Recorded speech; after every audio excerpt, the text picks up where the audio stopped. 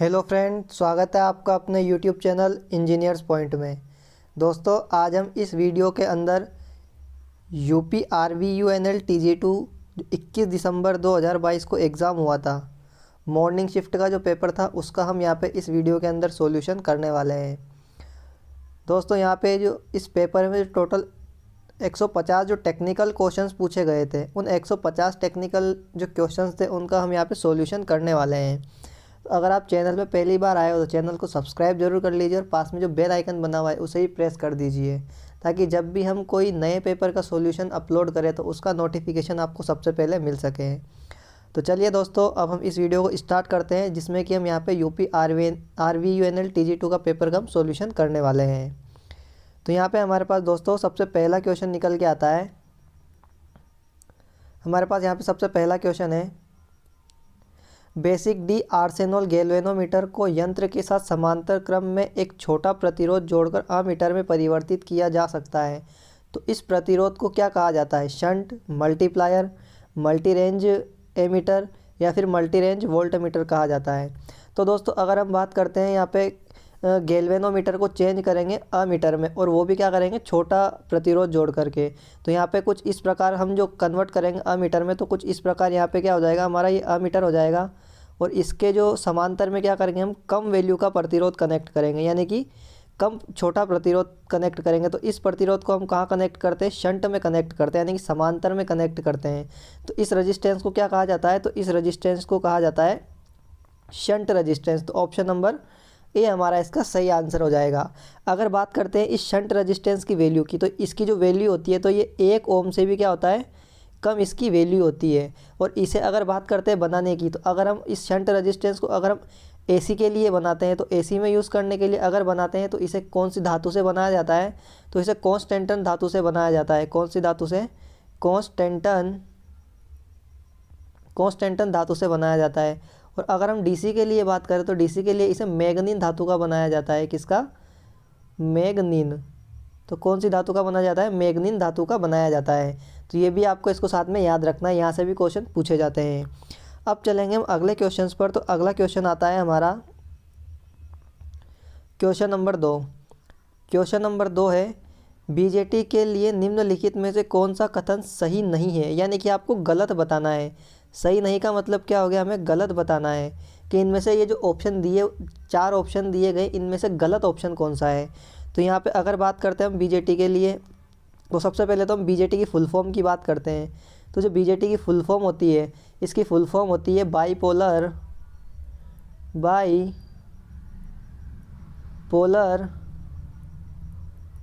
Junction transistor.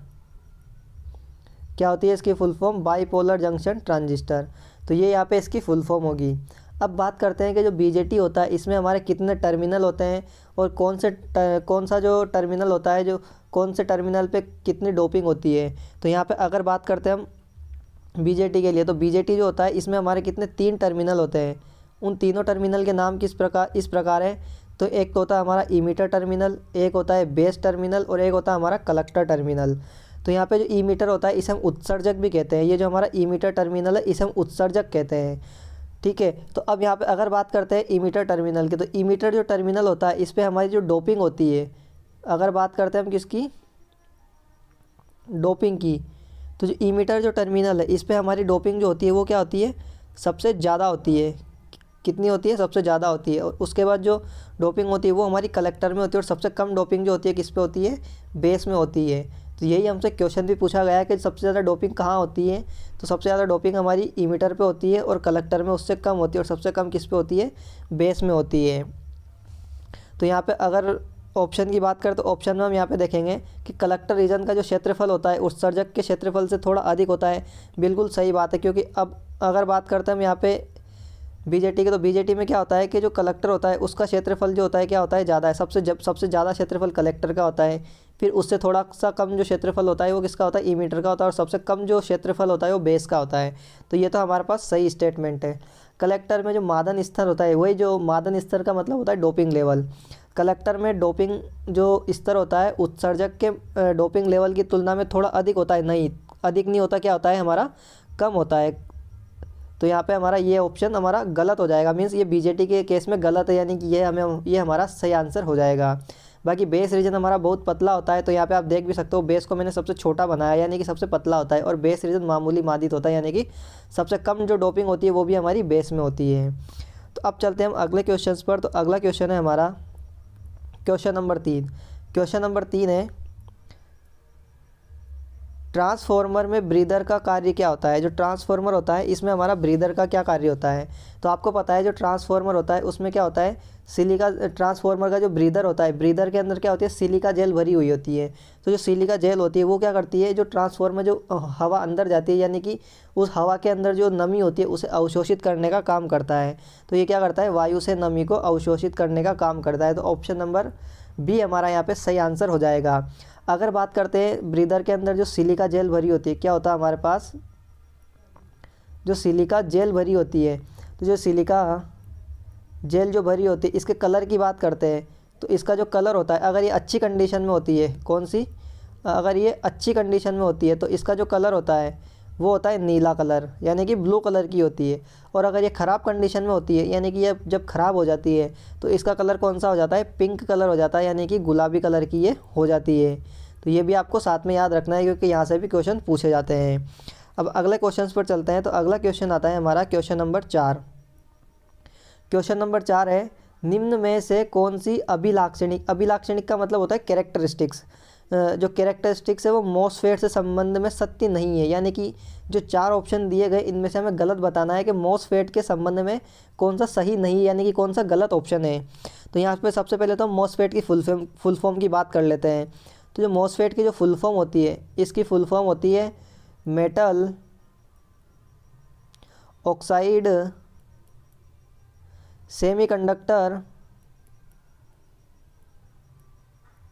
Semiconductor field effect transistor,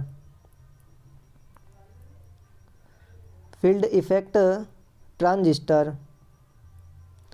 तो ये यहाँ पे इसकी फुल फॉर्म होती है मॉसफेट की। यहाँ पे फुल फॉर्म आपको याद रखनी है, ये फुल फॉर्म भी एग्जाम में बहुत सी बार पूछी जाती है। अब चलेंगे यहाँ पे इसकी विशेषता के बारे में, कौन सी इसकी विशेषता नहीं होती है। तो यहाँ पे अगर बात करता हूँ मैं मॉसफेट की, तो मॉसफेट में क्या होता है, हमारे पास 3 टर्मिनल होते हैं, और जो 3 टर्मिनल होते हैं उन टर्मिनल के नाम क्या होता है। तो सबसे पहला होता है हमारे पास सोर्स टर्मिनल होता है, जो दूसरे नंबर पे होता है वो हमारा गेट टर्मिनल होता है, और जो तीसरे नंबर पे होता है वो क्या होता है, हमारे पास ड्रेन टर्मिनल होता है। तो ये हमारे पास मॉसफेट के अंदर 3 टर्मिनल होते हैं।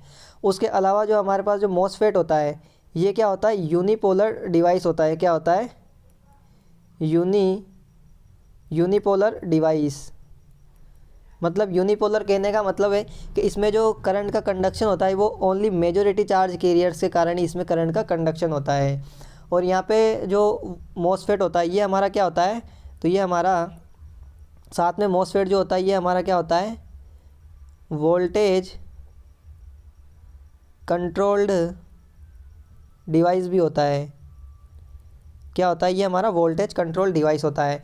तो मॉसफेट में हमारे 3 टर्मिनल होते हैं, सोर्स, गेट और ड्रेन।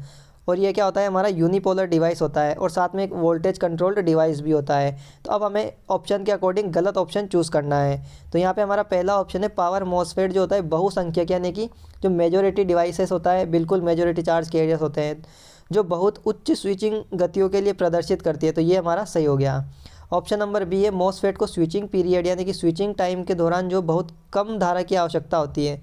तो ये भी हमारा सही है, और इसलिए सिंपल गेट ड्राइव की आवश्यकता होती है। तो ये भी हमारा सही है। मॉसफेट की नेगेटिव जो निवेश प्रतिबाधा है, इनपुट इम्पीडेंस होता है, वो भी क्या होता है, हमारा हाई होता है। और अगर बात करते हैं हम आउटपुट इम्पीडेंस की, तो वो क्या होता है, लो होता है। और जो चौथा है मॉसफेट धारा नियंत्रित डिवाइस है। तो मैंने अभी आपको बताया था ये धारा नियंत्रित करंट कंट्रोल्ड नहीं होता, ये हमारा क्या होता है, वोल्टेज कंट्रोल्ड डिवाइस होता है। तो हमें गलत बताना था, तो गलत कौन सा हो गया, हमारा डी हो गया कि मॉसफेट हमारा क्या है, वोल्टेज कंट्रोल्ड डिवाइस होता है, ना कि करंट कंट्रोल्ड। अब चलेंगे हम अगले क्वेश्चन पर। तो यहाँ पे अगला क्वेश्चन है क्वेश्चन नंबर 4। तो क्वेश्चन नंबर 4 है हमारे पास के DRAB, यानी कि आपको इसकी फुल फॉर्म बतानी है कि DRAB की फुल फॉर्म क्या होती है। तो आपको इसको फुल फॉर्म को याद ही रखना पड़ेगा क्योंकि ये सीधी याद करने वाली है। तो डी का मतलब होता है यहाँ पे डेंजर, आर का मतलब होता है रेस्पॉन्स, ए का मतलब होता है एयरवेज और बी का मतलब होता है ब्रीथिंग। तो इसका फुल फॉर्म हो जाएगा डेंजर रेस्पॉन्स एयरवेज ब्रीथिंग। तो ऑप्शन नंबर ए हमारा इसका सही आंसर होगा। नेक्स्ट क्वेश्चन पर चलेंगे। तो अगला क्वेश्चन है हमारा क्वेश्चन नंबर 6। क्वेश्चन नंबर 6 है डीसी मशीन के आर्मेचर में लेमिनेशंस क्यों करते हैं। तो आपको पता है कि हम जो मशीन होती है हमारी इलेक्ट्रिकल मशीन होती है उसमें दो लॉसेस होते हैं। एक तो हमारा जो एडी करंट लॉस होता है और एक हमारा एडी करंट लॉस जिसे हम क्या कहते हैं भंवर धारा हानियाँ कहते हैं। और एक होता है हमारे पास हिस्टेरेसिस लॉसेस जिसे हम शिथिल हानियाँ कहते हैं। तो अगर बात करते हैं हम एडी करंट लॉस की, किसकी, एडी करंट लॉस की, जिसे हिंदी में क्या कहते हैं भंवर धारा हानियाँ कहते हैं। तो इसे कम करने के लिए हम किसका यूज़ करते हैं, लेमिनेशंस का यूज़ करते हैं। और जो हमारे पास जो दूसरी हानि होती है, दूसरी कौन सी होती है, तो वो होती है हमारे पास हिस्टेरेसिस लॉसेस जिसे हम क्या कहते हैं, शिथिल्य हानियाँ। जो शिथिल्य हानियाँ होती है उन्हें कम करने के लिए हम किसका यूज़ करते हैं, तो इन्हें कम करने के लिए हम सिलिकॉन मिलाते हैं। कितनी मिलाते हैं, सिलिकॉन को मिलाते हैं, वो भी कितना 2 से 5% तक हम क्या करते हैं, सिलिकॉन को मिलाया जाता है। तो यहाँ पे मैंने आपको दोनों लॉसेस को कम करने के तरीके बता दिए। तो ऑप्शन में हमें किसका पूछा है, लेमिनेशंस क्यों करते हैं। तो लेमिनेशन की जाती है हमारी भंवर धारा हानियों को कम करने के लिए। तो यहाँ पे हमारा ऑप्शन नंबर डी हमारा इसका सही आंसर हो जाएगा, भंवर धारा हानि को कम करने के लिए। अब चलेंगे हम अगले क्वेश्चन पर। तो अगला क्वेश्चन है क्वेश्चन नंबर 6। क्वेश्चन नंबर 6 आता है हमारे पास, यदि क्यू पॉइंट को, जो हमारा क्यू पॉइंट है जिसे हम क्वोशंट पॉइंट कहते हैं, बहुत बार इसकी फुल फॉर्म भी पूछी जाती है। तो क्यू पॉइंट को लोड लाइन के मध्य बिंदु के निकट के रूप में सेट किया जाता है। तो ये क्या होता है, तो मैं आपको यहाँ पे सारे एम्पलीफायर के बारे में डिटेल में बता देता हूँ कि class A, class B, class C और क्लास ए बी ये क्या होते हैं। तो क्योंकि आगे आपको जो इस पेपर में इन्हीं क्लास से और भी क्वेश्चंस आपको इस पेपर में देखने को मिलेंगे, तो मैं आपको ये सारे क्लास बता देता हूँ। तो अगर बात करते हैं हम सबसे पहले हम बात करते हैं क्लास ए की बात कर लेते हैं। यहाँ पे जो हम बात करते हैं क्वेश्चन की, तो क्वेश्चन के अनुसार जो हमारा जो क्यू पॉइंट होता है वो मध्य में होता है। तो मध्य में किस में होता है, क्लास ए एम्पलीफायर में होता है। अब आप देखिए कैसे होता है और कैसे होता है। तो सबसे पहले जो हम बात करते हैं क्लास ए एम्पलीफायर की, तो इसमें क्या होता है, कंडक्शन एंगल जो होता है ये जिसके लिए कंडक्ट करता है तो 360 डिग्री के लिए कंडक्ट करता है। यानी कि ये हमारी जो एसी की साइकिल होती है इसके पूरे एक कंप्लीट 300 डिग्री के लिए कंडक्ट करता है। ये पूरे साइकिल के लिए कंडक्ट करता है, इस वजह से इसमें लॉसेस जो होते हैं वो भी सबसे ज़्यादा होती है। और सबसे कम एफिशिएंसी होती है, जो सबसे कम एफिशिएंसी जिस एम्पलीफायर की होती है इन सभी में, तो सबसे कम जो होती है क्लास ए की होती है। और कितनी होती है, तो इसकी जो एफिशिएंसी होती है तो वो 25% होती है। और अब अगर हम इसे ट्रांसफार्मर के साथ में यूज़ करते हैं, यानी ट्रांसफार्मर कपलिंग का यूज़ करते हैं, तो इसकी एफिशिएंसी हम कितनी 50% तक हो जाती है। तो इसकी मैक्सिमम एफिशिएंसी कितनी होती है, क्लास ए एम्पलीफायर की 50% होती है। ये एफिशिएंसी आपको आगे इसी पेपर में और अलग क्वेश्चन में पूछे गए, तो आपको ये भी याद रखना है क्लास ए की एफिशिएंसी कितनी होती है, मैक्सिमम 50% होती है। और यहाँ पे अब बात करते हैं क्यू पॉइंट की। तो यहाँ पे इसकी कैरेक्टरिस्टिक्स क्या होती है, कुछ इस प्रकार होती है कि यहाँ पे क्या होता है, IC होता है, और यहाँ पे क्या होता है हमारे पास VCE होता है। और ये क्या होती है हमारे पास DC लोड लाइन होती है। तो इस लोड लाइन के अंदर जो हमारे पास जो क्लास ए एम्पलीफायर होता है, यहाँ पे क्या होता है, ये मध्य में क्या हो जाता है हमारा, यहाँ पे क्या होता है, क्यू पॉइंट होता है। तो ये हो गया हमारे पास मध्य में Q point class A amplifier के लिए। अगर अब बात करेंगे हम यहाँ पे क्लास बी एम्पलीफायर की, तो जो क्लास बी एम्पलीफायर है इसका जो कंडक्शन एंगल होता है ये कितने साइकिल के लिए कंडक्ट करता है, 180 डिग्री के लिए कंडक्ट करता है। यानी कि ये हमारी कुछ ऐसी इस प्रकार से एसी की साइकिल होती है, तो ये मात्र आधे, यहाँ पे क्या होता है हमारा 360 होता है और यहाँ पे 180 डिग्री होता है। तो ये मात्र 180 डिग्री के लिए ही कंडक्ट करता है। और इसकी एफिशिएंसी की बात करते हैं क्लास बी एम्पलीफायर की, तो इसकी जो एफिशिएंसी होती है वो क्लास बी एम्पलीफायर की एफिशिएंसी कितनी होती है, लगभग से 78% हमारे पास इसकी एफिशिएंसी होती है क्लास बी एम्पलीफायर की। और इसमें अगर बात करते हैं हम क्यू पॉइंट की, तो इसका जो क्यू पॉइंट है, इसका क्यू पॉइंट कहाँ आता है हमारे पास, तो ये हमारे लोड लाइन होती है। तो क्लास बी एम्पलीफायर के लिए जो हमारे पास क्यू पॉइंट होता है ये कहाँ आ जाता है, हमारा VCE वाली लाइन पे आ जाता है।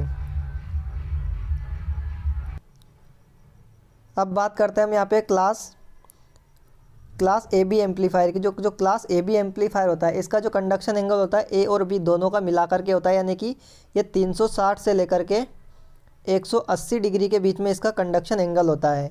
और अब बात करते हैं हम यहाँ पे क्लास सी एम्पलीफायर की। जो क्लास सी एम्पलीफायर होता है इसका जो कंडक्शन एंगल होता है वो 180 डिग्री से भी कम इसका कंडक्शन एंगल होता है। यानी कि ये हमारा क्या करता है कि जो आधे जो हमारा 180 होता है, जो पूरा कंप्लीट साइकिल हमारा कितने का होता है 360 डिग्री का होता है, उसके आधे से भी कम साइकिल के लिए ऑपरेट करता है हमारा क्लास सी एम्पलीफायर। और इसकी अगर बाबात करते हैं हम एफिशिएंसी की यानी कि दक्षता की, तो इसकी जो दक्षता आती है वो कितनी आती है 79 पॉइंट यानी कि 79.5% इसकी दक्षता होती है। और इसमें अगर बात करते हैं हम क्यू पॉइंट की, तो ये हमारा इसमें क्या होता है VCE और ये हो गया हमारा IC। तो और ये क्या होगी हमारी लोड लाइन। तो इसमें जो हमारा जो क्यू पॉइंट आता है, ये क्यू पॉइंट हमारा जो VC है इससे भी नीचे चला जाता है। तो ये क्या यहाँ क्या होता है हमारा क्यू पॉइंट होता है। इस क्यू पॉइंट को क्या बोलते हैं कोशेंट पॉइंट बोलते हैं। तो ये मैंने आप तो ये यहाँ पे क्या होता है सबसे नीचे होता है। तो यहाँ पे हमारे जो सारे एम्पलीफायर है वो मैंने आपको यहाँ पे कम्प्लीटली बता दिए। तो आपका आगे से कोई भी क्वेश्चन गलत नहीं होना चाहिए। अब चलेंगे अगले क्वेश्चन पर, जो कि है क्वेश्चन नंबर 8। क्वेश्चन नंबर 8 है आर्मेचर रिएक्शन के कारण कोई असंतृप्त डीसी मशीन की परिणति किस प्रभाव में होगी। यानी कि आर्मेचर रिएक्शन में जो अनसेचुरेटेड डीसी मशीन में जब आर्मेचर रिएक्शन होती है तो उसमें आर्मेचर रिएक्शन के कारण कौन सा इफेक्ट आएगा। तो यहाँ पे अगर बात करते हैं हम डीसी मशीन में, तो डीसी मशीन में हमारे पास आर्मेचर रिएक्शन के कारण दो ही प्रभाव होते हैं। एक तो हमारे पास कौन सा प्रभाव होता है, तो एक प्रभाव तो होता है हमारे पास डीमैग्नेटाइजिंग, जिसे क्या कहते हैं हम डीमैग्नेटाइजिंग। जो एक इफेक्ट तो आता है हमारे पास डीमैग्नेटाइजिंग, और दूसरा जो इफेक्ट आता है यानी कि दूसरा जो प्रभाव आता है उसे क्या बोलते हैं हम क्रॉस मैग्नेटाइजिंग। Cross magnetising. तो हमारे डीसी मशीन के अंदर ये आर्मेचर रिएक्शन के कारण यानी कि आर्मेचर प्रतिक्रिया के कारण दो ही इफेक्ट होते हैं। अगर बात करते हैं यहाँ पे जो हमारे पास डीमैग्नेटाइजिंग इफेक्ट होता है, इसमें जो हमारे पास जो मेन फ्लक्स होता है, जो मेन फ्लक्स जो क्या होता है उसकी वैल्यू का उसकी जो मैग्नीट्यूड यानी कि उसका जो मान है वो क्या हो जाता है कम हो जाता है। और कितना कम हो जाता है, तो 2 से लेकर के 5% तक जो इसका मान है डीमैग्नेटाइजेशन के कारण क्या हो जाता है कम हो जाता है। और अगर बात करते हैं हम क्रॉस मैग्नेटाइजेशन के लिए, तो जो क्रॉस मैग्नेटाइजेशन में क्या होता है कि हमारे जो मेन फ्लक्स होता है उसकी वेव फॉर्म जो होती है क्या होती है डिस्टॉर्टेड हो जाती है। यानी कि अगर वेव फॉर्म हमारी ऐसे जा रही थी सीधी, तो अब सीधी ना जा करके क्या होगा कि ये हमारी ऐसे डिस्टॉर्टेड होके जाएगी, ऐसे डिस्टॉर्टेड होके जाएगी यानी कि अपने मार्ग से बिगड़ जाएगी। तो इस प्रकार से हमारे पास दो इफेक्ट होते हैं। अगर जब हम बात करते हैं आर्मेचर रिएक्शन की, आर्मेचर रिएक्शन के कारण हमारे पास क्या होते हैं दो एक्सिस होते हैं। एक हमारे पास GNA होता है जिसे हम बोलते हैं जियोमेट्रिकल न्यूट्रल एक्सिस, और एक होता है हमारे पास MNA। तो जो ब्रशेस को हम कहाँ रखते हैं, तो ब्रशेस को हम हमेशा MNA पे रखते हैं। तो हम यहाँ पे लिख सकते हैं जो ब्रशेस होते हैं हमारे ब्रश को हम कहाँ रखते हैं, तो ब्रश को हम हमेशा MNA पे रखते हैं। ये क्वेश्चन भी हमसे बहुत बार पूछा जाता है कि ब्रश को कहाँ रखा जाता है डीसी मशीन में, तो MNA पे रखा जाता है। तो यहाँ पे हमारे पास जो अनसेचुरेटेड डीसी मशीन की जो हमारे पास जो वेवफॉर्म आती है आर्मेचर रिएक्शन के कारण, वो क्या होगी हमारे पास क्रॉस मैग्नेटाइजिंग होगी। तो ऑप्शन नंबर C हमारा इसका सही आंसर होगा। अब यहाँ पे बात करते हैं कि आर्मेचर रिएक्शन के कारण हमारे पास जो वेव फॉर्म होती है यानी कि जो हमारी एयर गैप फ्लक्स डेंसिटी की जो वेव फॉर्म होती है, तो वो किस प्रकार की होती है, तो वो हमारे पास होती है फ्लैट टॉप्ड टाइप की होती है। क्या होती है flat topped.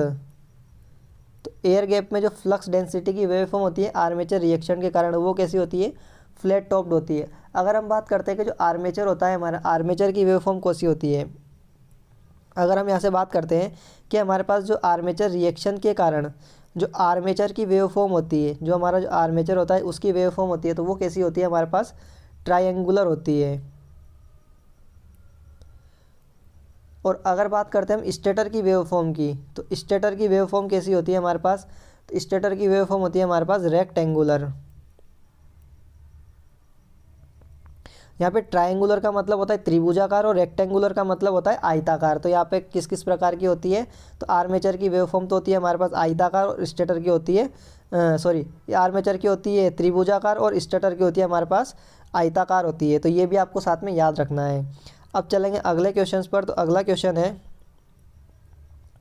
Question number 9। Question number 9 है एक यंत्र में जब पॉइंटर अपनी अंतिम अवस्थिति में निष्क्रिय तरीके से धीरे धीरे गतिमान होता है तो उसे क्या कहा जाता है। तो मैं यहाँ पे आपको एक टेबल बनवा देता हूँ, उस टेबल में आपको सारी इन्फॉर्मेशन मिल जाएगी। तो यहाँ पे अगर बात करते हैं हम,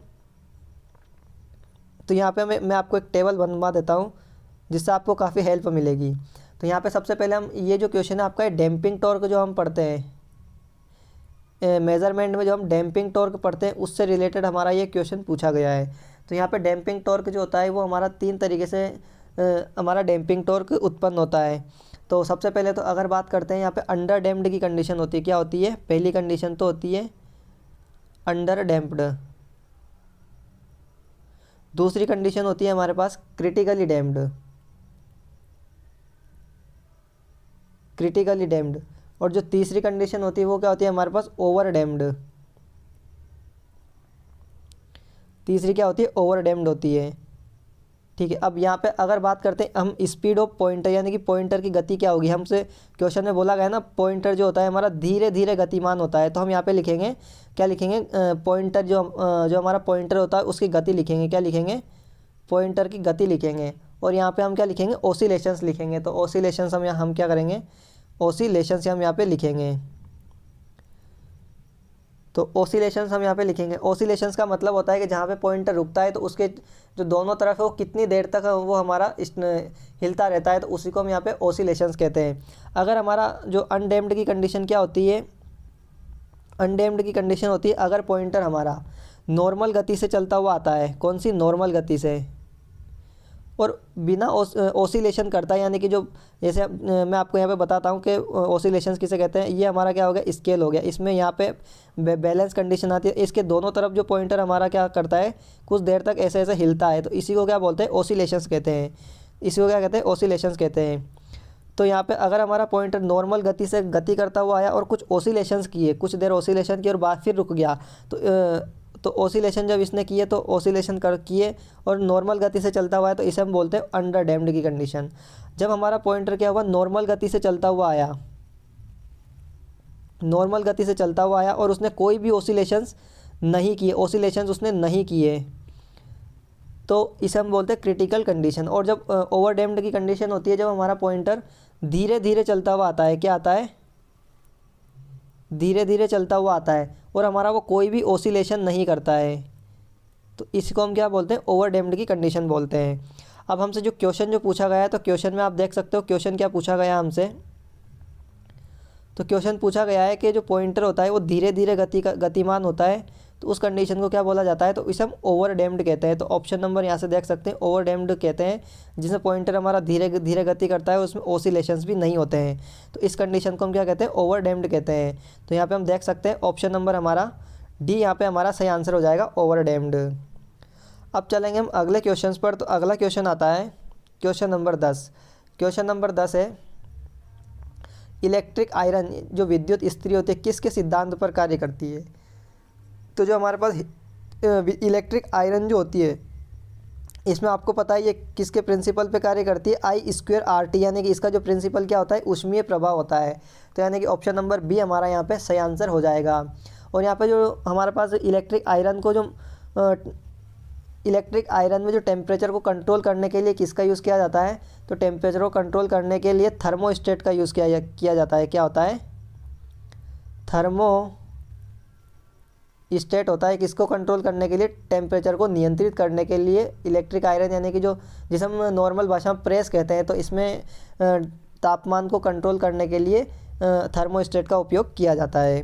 अब चलते हैं अगले क्वेश्चन पर। तो अगला क्वेश्चन है क्वेश्चन नंबर 11। क्वेश्चन नंबर 11 है, निम्नलिखित में से कौन सा विकल्प मोटर को विनियमन मोटर बनाता है। विनियमन का मतलब होता है सेल्फ स्टार्ट। क्या होता है, सेल्फ स्टार्ट होता है। तो यहाँ पे हमको पता है कि जो मोटर में क्या होता है, हमारे पास बैक ईएमएफ होता है, जिसे हम क्या कहते हैं, ईबी कहते हैं। तो बैक ईएमएफ बराबर क्या होता है, V - IARA। ये हम बात कर रहे हैं मोटर के केस में बात कर रहे हैं। अगर हम जनरेटर के केस में बात करते हैं तो फिर यहाँ पे जो माइनस की जगह हमारे पास क्या आ जाता, प्लस आ जाता, लेकिन हम बात कर रहे हैं मोटर की, तो यहाँ पे माइनस आएगा। तो यहाँ पे जो बैक ईएमएफ है ही क्या होता है कि मोटर को सेल्फ स्टार्ट बनाने का काम करता है। तो ऑप्शन नंबर ए हमारा यहाँ पे सही आंसर हो जाएगा। अब चलेंगे हम अगले क्वेश्चन पर। तो अगला क्वेश्चन है क्वेश्चन नंबर 12। क्वेश्चन नंबर 12 है, मैक्सवेल का कॉर्क स्क्रू नियम निर्धारित करने के लिए किसका उपयोग किया जाता है। तो हमको पता है कि जो मैक्सवेल का कॉर्क स्क्रू नियम है ये किससे संबंधित होता है, हमारे चुंबकीय फ्लक्स से संबंधित होता है। तो चुंबकीय जब फ्लक्स से संबंधित हो तो ये किसको बताता है कि चुंबकीय क्षेत्र की रेखा की दिशा और यदि विद्युत धारा की दिशा ज्ञात है तो ये हमारा उसको दिखाने का काम करता है। अब बात करते हैं कि जो मैक्सवेल के कॉर्क स्क्रू रूल के अनुसार अगर हमारे पास किसी भी चालक के अंदर क्या हो रही है, अगर हमारा किसी भी चालक के अंदर क्या हो रही है, करंट अंदर की तरफ जा रही है तो हम इसे क्रॉस से दर्शाते हैं, यानी कि करंट हमारी अंदर की तरफ जा रही है तो हम क्लॉकवाइज और क्रॉस डायरेक्शन से दर्शाते हैं। और अगर हमारी करंट किसी भी चालक से बाहर आ रही है तो इसे हम किससे दर्शाते हैं, डॉट से दर्शाते हैं। और इसकी जो डायरेक्शन होती है वो कौन सी होती है, एंटी क्लॉकवाइज होती है। ये जो होता है ये हमारा कब है, जब हम धारा क्या होती है हमारे पास चालक के अंदर जा रही होती है, यानी कि धारा हमारी अंदर जाती है उस कंडीशन में है। और यहाँ पे हमारी ये किस कंडीशन में है, जब हमारी चालक से धारा बाहर आती है उस केस में हमारे पास ये हमारा डॉट होता है, और जब अंदर जाती है तो क्रॉस होता है। अब चलेंगे अगले क्वेश्चन पर। तो अगला क्वेश्चन है क्वेश्चन नंबर 13। क्वेश्चन नंबर 13 है कि स्थिति में प्रतिरोध का ताप गुणांक ऋणात्मक होता है, यानी कि ऋणात्मक ताप गुणांक जो होता है किस स्थिति में होता है, यानी किसका टेम्परेचर कोफिशिएंट जिसे हम कहते हैं इंग्लिश में वो किसका नेगेटिव होता है। तो अगर बात करते हैं यहाँ पे शुद्ध धातु का, तो शुद्ध धातु का जो तापमान होता है, तापमान जो गुणांक होता है ये क्या होता है, धनात्मक होता है। चाहे हम शुद्ध धातु की बात कर ले चाहे फिर चालक की बात कर ले, तो दोनों का जो ताप गुणांक होता है वो क्या होता है, धनात्मक होता है। और जो अगर बात करते हैं हम यहाँ पे विद्युत अपघट्य की बात करें, चाहे या फिर हम बात कर ले किसकी हमारे पास, तो यहाँ पे हमारे पास चाहे सेमीकंडक्टर को हिंदी में बोलते हैं अर्धचालक। तो अगर बात करते हैं हम अर्धचालक की या फिर कुचालक जिसे हम इंसुलेटर भी कहते हैं, तो हमारे पास विद्युत अपघट्य, अर्धचालक और कुचालक, इन तीनों का जो हमारे पास जो ताप गुणांक होता है वो क्या होता है, ऋणात्मक होता है। और जो हमारे धातु और शुद्ध धातु और जो चालक होता है दोनों का क्या होता है, पॉजिटिव होता है। तो हमसे किसका पूछा है, नेगेटिव पूछा है कि ऋणात्मक किसका होता है, तो ऋणात्मक हमारा विद्युत अपघट्य का हो जाएगा। तो ऑप्शन नंबर डी हमारे पास इसका सही आंसर हो जाएगा। अब चलेंगे अगले क्वेश्चन पर। तो क्वेश्चन नंबर हमारे पास 14 है। तो क्वेश्चन नंबर 14 हमें डायग्राम दिया हुआ है और ये डायग्राम बताना है हमको किसका है। तो यहाँ पे हमारे पास ऑप्शन है ट्रायक, एससीआर, जीटीओ या फिर डायक। तो यहाँ पे आप इस डायग्राम को देख सकते हो, इसमें कितने टर्मिनल है, 2 टर्मिनल, एक M1 टर्मिनल है और एक M2 टर्मिनल है। तो यहाँ पे ये जो जिस डिवाइस जो डिवाइस होती है जिसमें 2 टर्मिनल होते हैं उस डिवाइस को क्या बोलते हैं, डायक बोलते हैं। यानी कि इसको क्या कहते हैं, इसे कहते हैं हम डायक। और इसकी फुल फॉर्म क्या होती है, तो डायोड एसी इसकी फुल फॉर्म होती है। अगर बात करते हैं इसके सिंबल की, तो इसका सिंबल हमारे पास कुछ इस प्रकार से हमारे पास इसका सिंबल भी होता है। यहाँ पे हमारा M1 टर्मिनल होता है और यहाँ पे हमारे पास M2 टर्मिनल होता है। और इसका एक डायग्राम जो है ये यहाँ पे एक क्वेश्चन में बना रखा है। अगर बात करते हैं इसमें कितनी लेयर है, तो इसमें कितनी लेयर है, 4। तो हमारे पास क्या होती है, इसमें लेयर होती है। अगर इसमें बात करते हैं जंक्शन की, तो कितने जंक्शन होते हैं, 3 जो हमारे पास जंक्शन होते हैं। उसके अलावा इसमें क्या होता है, 2 टर्मिनल होते हैं जो आपको यहाँ पे दिख भी रहे होंगे। एक तो M1 टर्मिनल हो गया और एक M2 टर्मिनल हो गया, 2 टर्मिनल होते हैं। और ये हमारे किस प्रकार की डिवाइस होती है, तो ये बाई डायरेक्शनल डिवाइस होती है। क्या होती है, बाई डायरेक्शनल। बाई डायरेक्शनल का मतलब है कि दोनों दिशाओं में कार्य कर सकती है। तो यहाँ से इस क्वेश्चन का आंसर तो हमारे पास पर्टिकुलर क्या हो जाएगा कि ये जो डायग्राम बताया गया है ये हमें किसका बताया गया है, तो डायक का बताया गया है। ऑप्शन नंबर डी यहाँ पे हमारा इसका सही आंसर हो जाएगा। लेकिन अगर बात करते हैं हम यहाँ पे और भी ऑप्शंस की, जैसे कि हमारा क्या हो गया, ट्रायक हो गया। तो जो ट्रायक होता है, ट्रायक का सिंबल हमारे पास कैसा होता है, सबसे पहले तो इसकी फुल फॉर्म की बात करते हैं। तो इसकी फुल फॉर्म क्या होती है, ट्रायोड एसी होती है। क्या होती है इसकी फुल फॉर्म, ट्रायोड एसी, ये इसकी फुल फॉर्म होती है। अगर बात करते हैं हम इसके सिंबल की, तो इसका सिंबल भी कुछ सेम डायक के सिंबल के समान ही होता है, बस इसमें क्या हो जाता है, हमारे पास एक गेट और एक्स्ट्रा लग जाता है। इसमें भी क्या होता है, ये M1 हो गया, यहाँ पे हो जाएगा हमारा M1 टर्मिनल हो गया।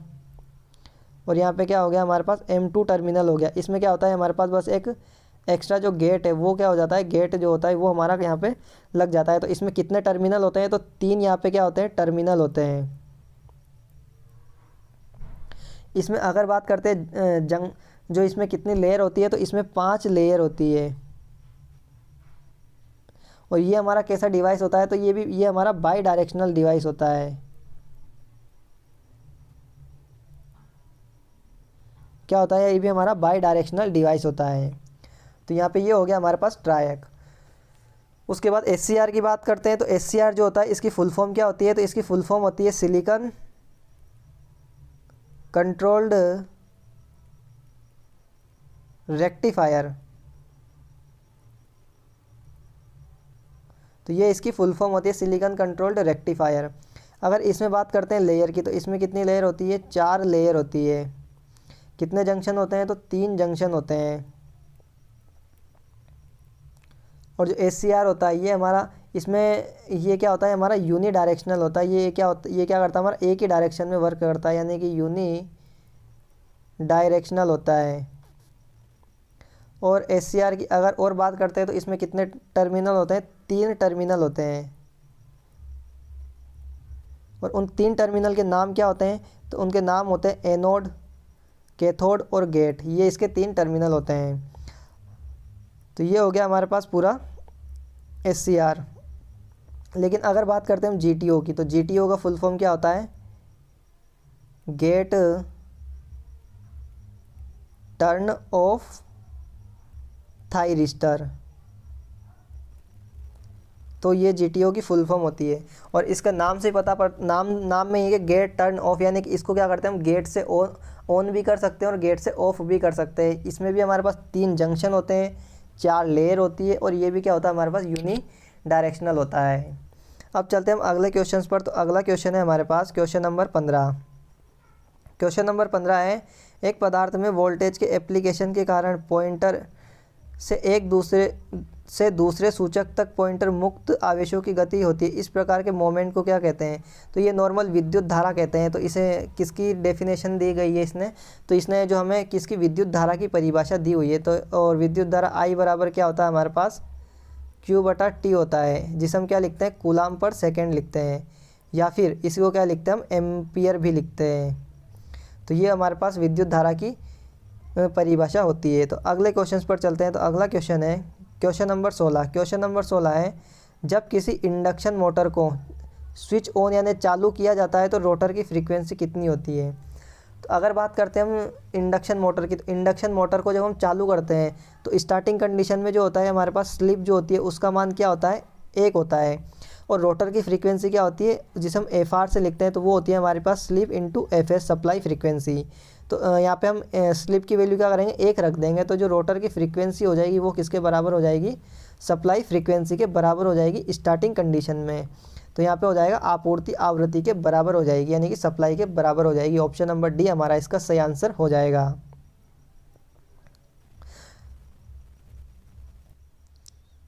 अब चलते हैं अगले क्वेश्चन पर। तो अगला क्वेश्चन है हमारे पास क्वेश्चन नंबर 17। क्वेश्चन नंबर 17 है, निम्नलिखित में से कौन सा विकल्प कार्बन कंपोजिशन रजिस्टर के संयोजन में से एक नहीं हो सकता। तो कौन सा नहीं हो सकता, तो कणिकायित या powder carbon graphite, insulation filler, resin binder, या फिर सिरेमिक रोड।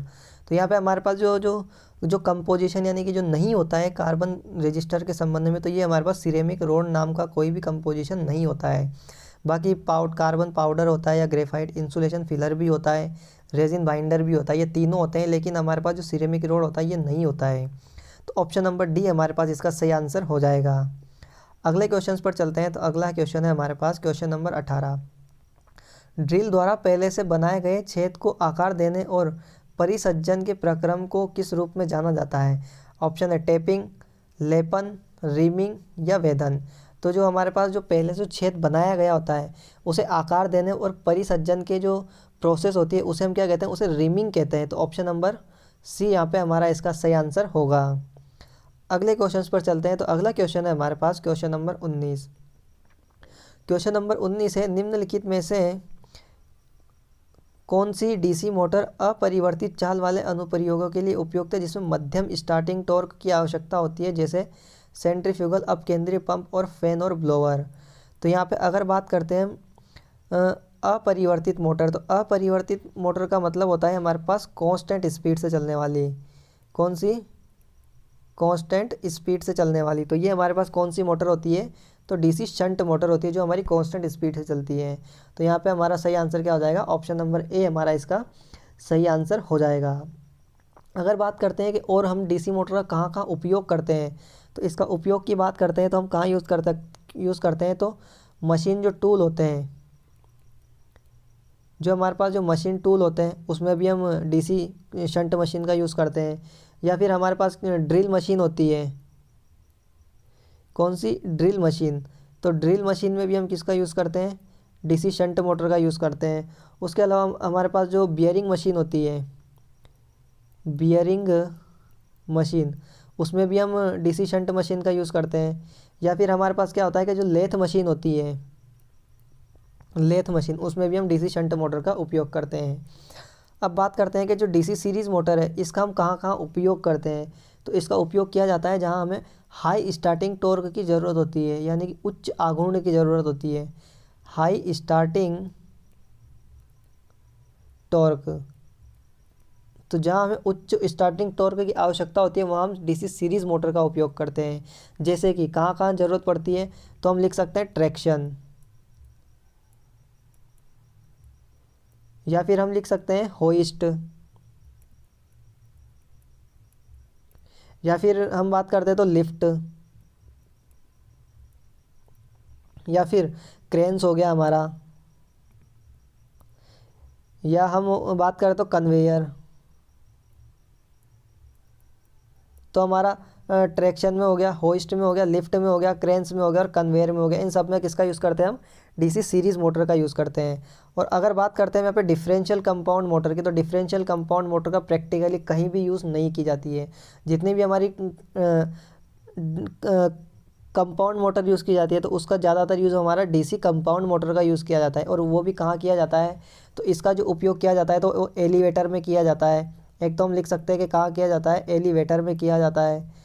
दूसरा जो यूज़ होता है इसका शीयर्स में होता है।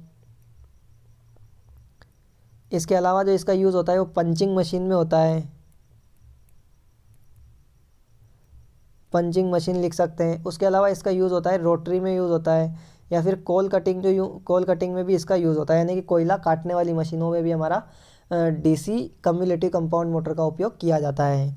अब चलते हैं हम अगले क्वेश्चन पर। तो अगला क्वेश्चन है क्वेश्चन नंबर 20। विशिष्ट प्रतिरोध हमेशा मानक तार पर निर्दिष्ट होता है, ये आमतौर पर कितना होता है? यानी कि जो हमारा विशिष्ट प्रतिरोध होता है, यानी कि स्पेसिफिक रेजिस्टेंस होता है, ये क्या होता है? मानक तार पर निर्दिष्ट होता है। तो टेम्परेचर कितना होता है? तो ये जो हमारा तापमान होता है ये हमारा 20 से लेकर के कितना होता है? 25 डिग्री सेंटीग्रेड होता है। तो यहाँ पे हमारे पास इसका सही आंसर क्या हो जाएगा? ऑप्शन नंबर ए हमारा इसका सही आंसर हो जाएगा, 25 डिग्री सेंटीग्रेड। अब चलते हैं अगले क्वेश्चन पर। तो क्वेश्चन नंबर 21 है हमारा, विद्युत परिपथों में फ्यूज के लिए निम्नलिखित में से कौन सा कथन सत्य नहीं है? सत्य नहीं है का मतलब क्या छांटना, हमें गलत बताना है कि इनमें से कौन सा ऑप्शन गलत है। तो पहला ऑप्शन है हमारे पास, फ्यूज प्रत्येक ब्रांच के प्रारंभ में लगाया जाता है। बिल्कुल लगाया जाता है, ये सही है हमारा। फ्यूज़ को लाइव या फेज़ वायर में कनेक्ट करना चाहिए, यानी कि लगाना चाहिए, तो ये भी हमारा सही आंसर हो गया। जब तक तार के निर्धारित मान से अधिक धारा प्रवाहित हो तो फ्यूज़ पिघलना नहीं चाहिए। तो ये हमारा अगर तार में निर्धारित मान से ज़्यादा करंट फ्लो करती है तो हमारा फ्यूज़ जो है वो क्या हो जाना चाहिए? पिघल जाना चाहिए। और ये कह रहा है कि नहीं पिघलना चाहिए, गलत कह रहा है। तो यानी कि गलत कौन सा हो जाएगा? ऑप्शन नंबर सी हमारा इसका सही आंसर हो जाएगा, क्योंकि हमें गलत पूछा है। और ऑप्शन डी है कि अतिरिक्त उच्च वोल्टेज या हाई लाइन सर्ज से बचाव के लिए मीटर में सर्विस लाइन के प्रवेश के पहले फ्यूज़ किट लगाना चाहिए के साथ सर्विस लाइन प्रदान की जानी चाहिए। तो ये भी हमारा सही ऑप्शन है। तो गलत कौन सा हो गया? ऑप्शन नंबर सी हो गया, जो कि क्या कह रहा है हमारा कि हमारा जो तार होता है उस तार में जो निर्धारित मान होता है करंट का, उससे ज़्यादा करंट फ्लो करने लग जाए, बहने लग जाए, तो भी फ्यूज़ नहीं पिघलना चाहिए, ऐसा नहीं होना चाहिए। तो ये हमारा गलत होता है। तो यानी कि ये क्या हो जाएगा? हमारा सही हो जाएगा, क्योंकि हमें गलत पूछा है। अगर बात करता हूँ मैं यहाँ पे फ्यूज़ की, तो फ्यूज़ में क्या होता है कि जो हमारे पास जो करंट होती है वो डायरेक्टली प्रोपोर्शनल क्या होता है? D की पावर 3/2 होता है, जिसे हम क्या लिख सकते हैं, या फिर हम इसे 3/2 को हम क्या लिख सकते हैं? D की पावर 1/5 लिख सकते हैं। तो ये भी हमसे एग्ज़ाम में पूछे जाता है और इसी पेपर के अंदर आगे आपको ये क्वेश्चन भी मिलेगा कि जो करंट होती है फ्यूज़ के अंदर वो क्या होती है, डायरेक्टली प्रोपोर्शनल टू D⁻D। यहाँ पे क्या होता है, डायामीटर होता है, यानी कि व्यास होता है। क्या होता है, व्यास होता है। किसका व्यास होता है, तार का व्यास होता है। तो ये किसके होता है, 1/5। और जो हम बात करते हैं कि फ्यूजिंग फैक्टर कितना होता है, जो तार में क्या होता है, एक फ्यूजिंग फैक्टर भी होता है। तो यहाँ पे हम बात करते हैं फ्यूजिंग फैक्टर की, FUSING, फ्यूजिंग फैक्टर। तो ये जो फ्यूजिंग फैक्टर होता है ये भी आपको इस पेपर में पूछा गया है। तो इसकी जो परिभाषा होती है तो ये क्या होता है हमारे पास, तो ये होता है मिनिमम फ्यूजिंग करंट। क्या होता है, मिनिमम फ्यूजिंग करंट। और जब इसे डिवाइड कर देते हैं अपॉन, ये क्या होता है हमारा, current rating of fuse, current rating of fuse. तो ये हमारे पास क्या होता है, फ्यूजिंग फैक्टर होता है। और इसकी वैल्यू जो होती है हमेशा 1 से ज़्यादा होती है, ये भी आपको याद रखना है। तो अब चलेंगे अगले क्वेश्चन पर। तो नेक्स्ट क्वेश्चन है हमारे पास क्वेश्चन नंबर 22। क्वेश्चन नंबर 22 है, क्वेश्चन नंबर 22 है जो आपको डायग्राम बताया गया, लाइन, फोर्स, फील्ड, प्रतिरोध, चौक कॉइल, ट्रांसफॉर्मर। उपरोक्त आकृति में दर्शाए गए त्वरित निवर्तक यानी कि लाइटनिंग अरेस्टर किस प्रकार की पहचान है। तो यहाँ पे आप देखिए ये हमारे किस तरीके से है, ये डायग्राम देखिए आप, इतना इसको देख के पहचान जाएंगे। आपने जो है इसको कुछ इस तरह से पढ़ा होगा। और यहाँ पे क्या होता है हमारे पास कुछ इस तरीके से निकले हुए होते हैं और फिर ये हमारा क्या हो जाता है, अर्थ हो जाता है। तो ये इस प्रकार जो डायग्राम बना होता है इसे हम क्या बोलते हैं, तो ये होता है हमारा हॉर्न गैप अरेस्टर। क्या होता है हमारा, हॉर्न गैप लाइटनिंग अरेस्टर होता है। तो यहाँ पे ये हमारा को कैसा हो जाएगा, हॉर्न गैप लाइटनिंग अरेस्टर। तो ऑप्शन की बात करते हैं तो हमारा यहाँ पे ऑप्शन नंबर ए हमारा इसका सही आंसर हो जाएगा, हॉर्न गैप अरेस्टर। अगले क्वेश्चन पर चलेंगे। तो नेक्स्ट क्वेश्चन आता है हमारे पास क्वेश्चन नंबर 23 आता है। क्वेश्चन नंबर 23 है 1956 के आई नियम 79 के अनुसार जहां लो तथा मध्यम वोल्टेज की लाइनें और सर्विस लाइनें किसी इमारत के पास से होकर गुजर रही होती है तो वहां क्षैतिज अंतराल यानी कि हॉरिजॉन्टल क्लियरेंस कितना होना चाहिए। तो जो हमारा रूल नंबर जो आई रूल जो 79 है, तो इसके अकॉर्डिंग क्या होता है कि ये हमारा, मान लिया हमने, ये हमारा क्या है, घर है। तो घर से अगर हमारे निम्न और मध्यम वोल्टेज की अगर लाइन गुजर रही होती है तो इसमें हॉरिजॉन्टल जो डिस्टेंस होती है वो कितनी होती है, ये हमसे पूछा गया है। जिसे हम क्या कहते हैं, जो क्षैतिज अंतराल होता है ये कितना होता है। तो अगर बात करते हैं क्षैतिज अंतराल की तो ये कितना होता है हमारे पास, 4 फीट होता है। या फिर मीटर में बात करें तो 1.219, कितना हो जाएगा, 1.219, 219 मीटर। ये हमारे पास इसका क्षैतिज अंतराल होना चाहिए। और अगर हमसे पूछा जाए कि इसका जो ऊर्ध्वाधर अंतराल यानी कि घर के ऊपर से अगर कोई लाइन गुजर रही है तो उसमें कितनी डिस्टेंस होनी चाहिए, तो उसमें जो डिस्टेंस होनी चाहिए हमारे पास, तो ये कितनी हो जाएगी, 4 की डबल हो जाएगी हमारे पास, कितनी, 8 फीट उसकी दूरी होनी चाहिए। और अगर मीटर में बात करें तो 2.5 मीटर होनी चाहिए, 2.5 मीटर इसकी डिस्टेंस होनी चाहिए। यानी कि घर से अगर कोई लो और मध्यम वोल्टेज की लाइन निकल रही है आई रूल 79 के अनुसार, तो उसकी जो डिस्टेंस होनी चाहिए, दूरी होनी चाहिए, वो 4 फीट या 1.21 यानी कि ये 219 है, 219 मीटर, या फिर 8 फीट या 2.5 मीटर होनी चाहिए। तो ऑप्शन नंबर ए हमारा इसका सही आंसर हो जाएगा, 4 फीट।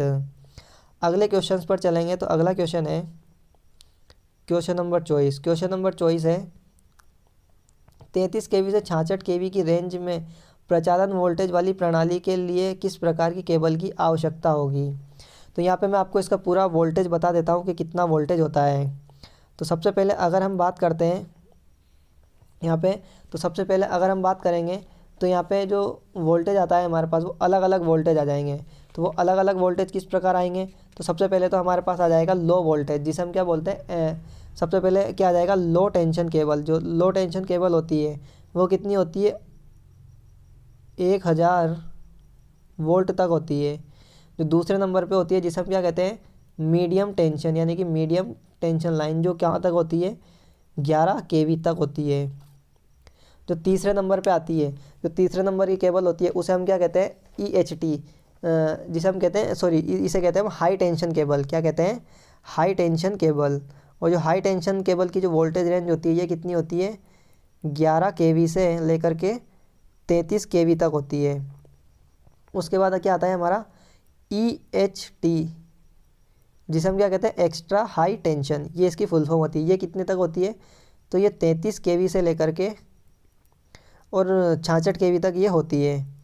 और एक और होती है जिसे हम कहते हैं ई एक्स्ट्रा सुपर हाई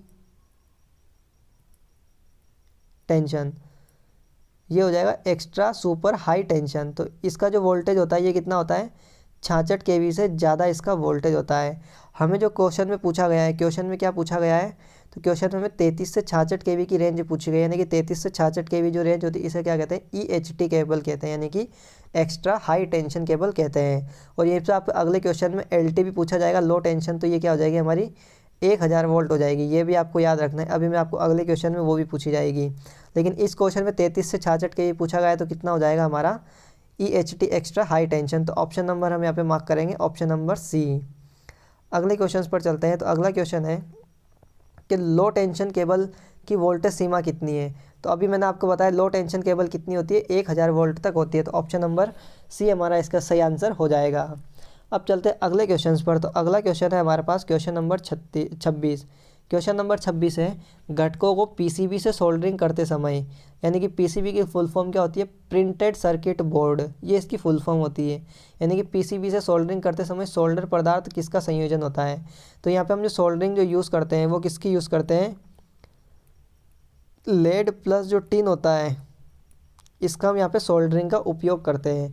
और इसमें जो लेड और टिन की जो मात्रा होती है वो अलग अलग होती है। जैसे कि अगर बात करते हैं कि जब हम सोल्डरिंग को इलेक्ट्रॉनिक कार्यों में प्रयोग में लेते हैं, तो जो यहाँ पे जो हमारे पास लेड होता है वो कितना होता है, 31% होता है। और जो टिन होता है वो कितना होता है हमारे पास, 63% होता है। ये किस कंडीशन में है, जब हम इसका उपयोग किसके लिए करते हैं, इलेक्ट्रॉनिक कार्यों के लिए करते हैं। लेकिन जब हम इसी सोल्डर को लेड और टिन के सोल्डर में जब हम अगर जब लेड की मात्रा 40% कर दें और टिन की मात्रा कितनी कर दें हम 60% कर दें, टिन की मात्रा 60%, तो इसका उपयोग किसके लिए करते हैं, तो सामान्य इलेक्ट्रीशियन का जो कार्य होता है, सामान्य इलेक्ट्रीशियन का जो कार्य होता है वो हम इसके लिए किस रेशो में यूज़ करते हैं, तो 40% और 60% के रेशो में यूज़ करते हैं। तो यहाँ पे ऑप्शन नंबर ए हमारा इसका सही आंसर हो जाएगा कि जो PCB होता है, जो प्रिंटेड सर्किट बोर्ड, यानी कि इलेक्ट्रॉनिक कार्य का हो गया, तो सोल्डरिंग करते समय कौन सी सोल्डरिंग का यूज़ करते हैं, तो लेड और टिन की। तो ऑप्शन नंबर ए हमारा इसका सही आंसर होगा। अब चलते अगले क्वेश्चन पर। तो अगला क्वेश्चन है, यदि D फ्यूज़ के रूप में उपयोग किए जाने वाले गोल तार का व्यास है और K फ्यूज़ स्थिरांक, तो फ्यूज़ करंट का मान ज्ञात कीजिए। तो मैंने अभी आपको कुछ 3 से 4 क्वेश्चन पहले बताया था कि जो फ्यूज़ में जो करंट होती है वो क्या होती है, डायरेक्टली प्रोपोर्शनल D की पावर 3/2 होती है। और इसी को हम क्या लिख सकते हैं, I is directly proportional D की पावर 1/1.5। तो यहाँ पे आप देख सकते हो क्या हो जाएगा, ऑप्शन नंबर D हमारा इसका सही आंसर हो जाएगा। अब चलते हैं हम अगले क्वेश्चन पर। तो क्वेश्चन नंबर है हमारा 28। क्वेश्चन नंबर 28 है, मेटल हेलाइड लैंप क्या है। जो हमारा मेटल हेलाइड लैंप होता है ये क्या होता है, हमारा एक गैस डिस्चार्ज लैंप होता है। तो ऑप्शन नंबर ए हमारा इसका सही आंसर हो जाएगा। अगर बात करते हैं हम यहाँ पे गैस डिस्चार्ज लैंप की, तो जो गैस डिस्चार्ज लैंप होता है इसमें क्या होता है, हमारा नेगेटिव रेजिस्टेंस कैरेक्टरिस्टिक्स होती है। क्या होती है, नेगेटिव रेजिस्टेंस कैरेक्टरिस्टिक्स होती है। यानी कि हम कह सकते हैं कि इसमें क्या होता है, ऋणात्मक प्रतिरोध विशेषता होती है। और इसका जो पावर फैक्टर होता है वो कितना होता है तो इसका जो पावर फैक्टर होता है 0.3 से लेकर के 0.4 लेगिंग जो होता है, क्या होता है, इसका गैस डिस्चार्ज लैंप का पावर फैक्टर होता है।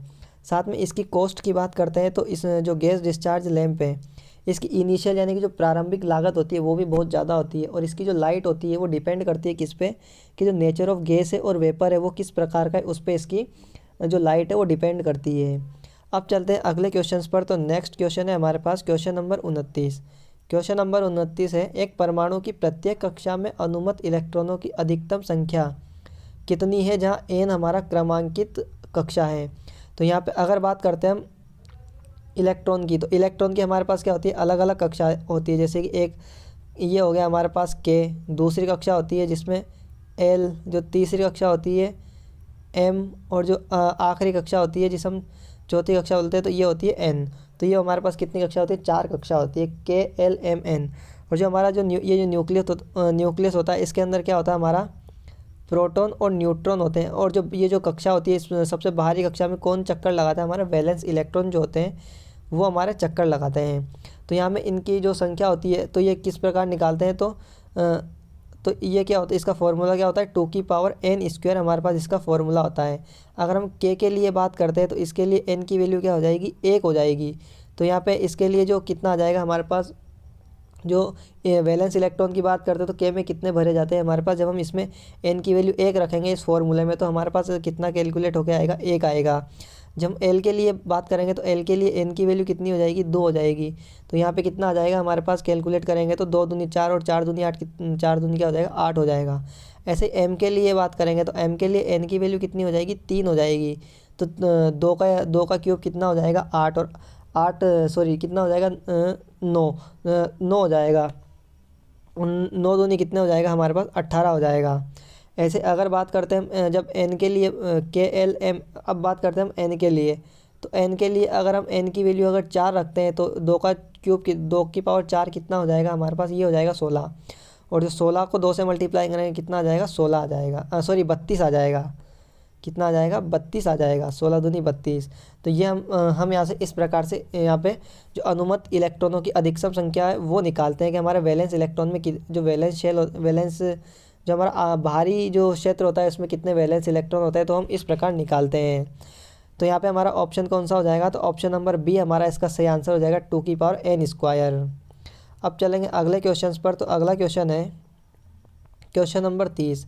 क्वेश्चन नंबर 30 है हमारा यूजेटी, जिसकी फुल फॉर्म क्या होती है, यूनी जंक्शन ट्रांजिस्टर, यानी कि नेज अतिरोध, यूजेटी जिसकी फुल फॉर्म होती है यूनी जंक्शन ट्रांजिस्टर। इसमें इंट्रिंसिक स्ट्रैंड रेशियो का मान कितना होता है।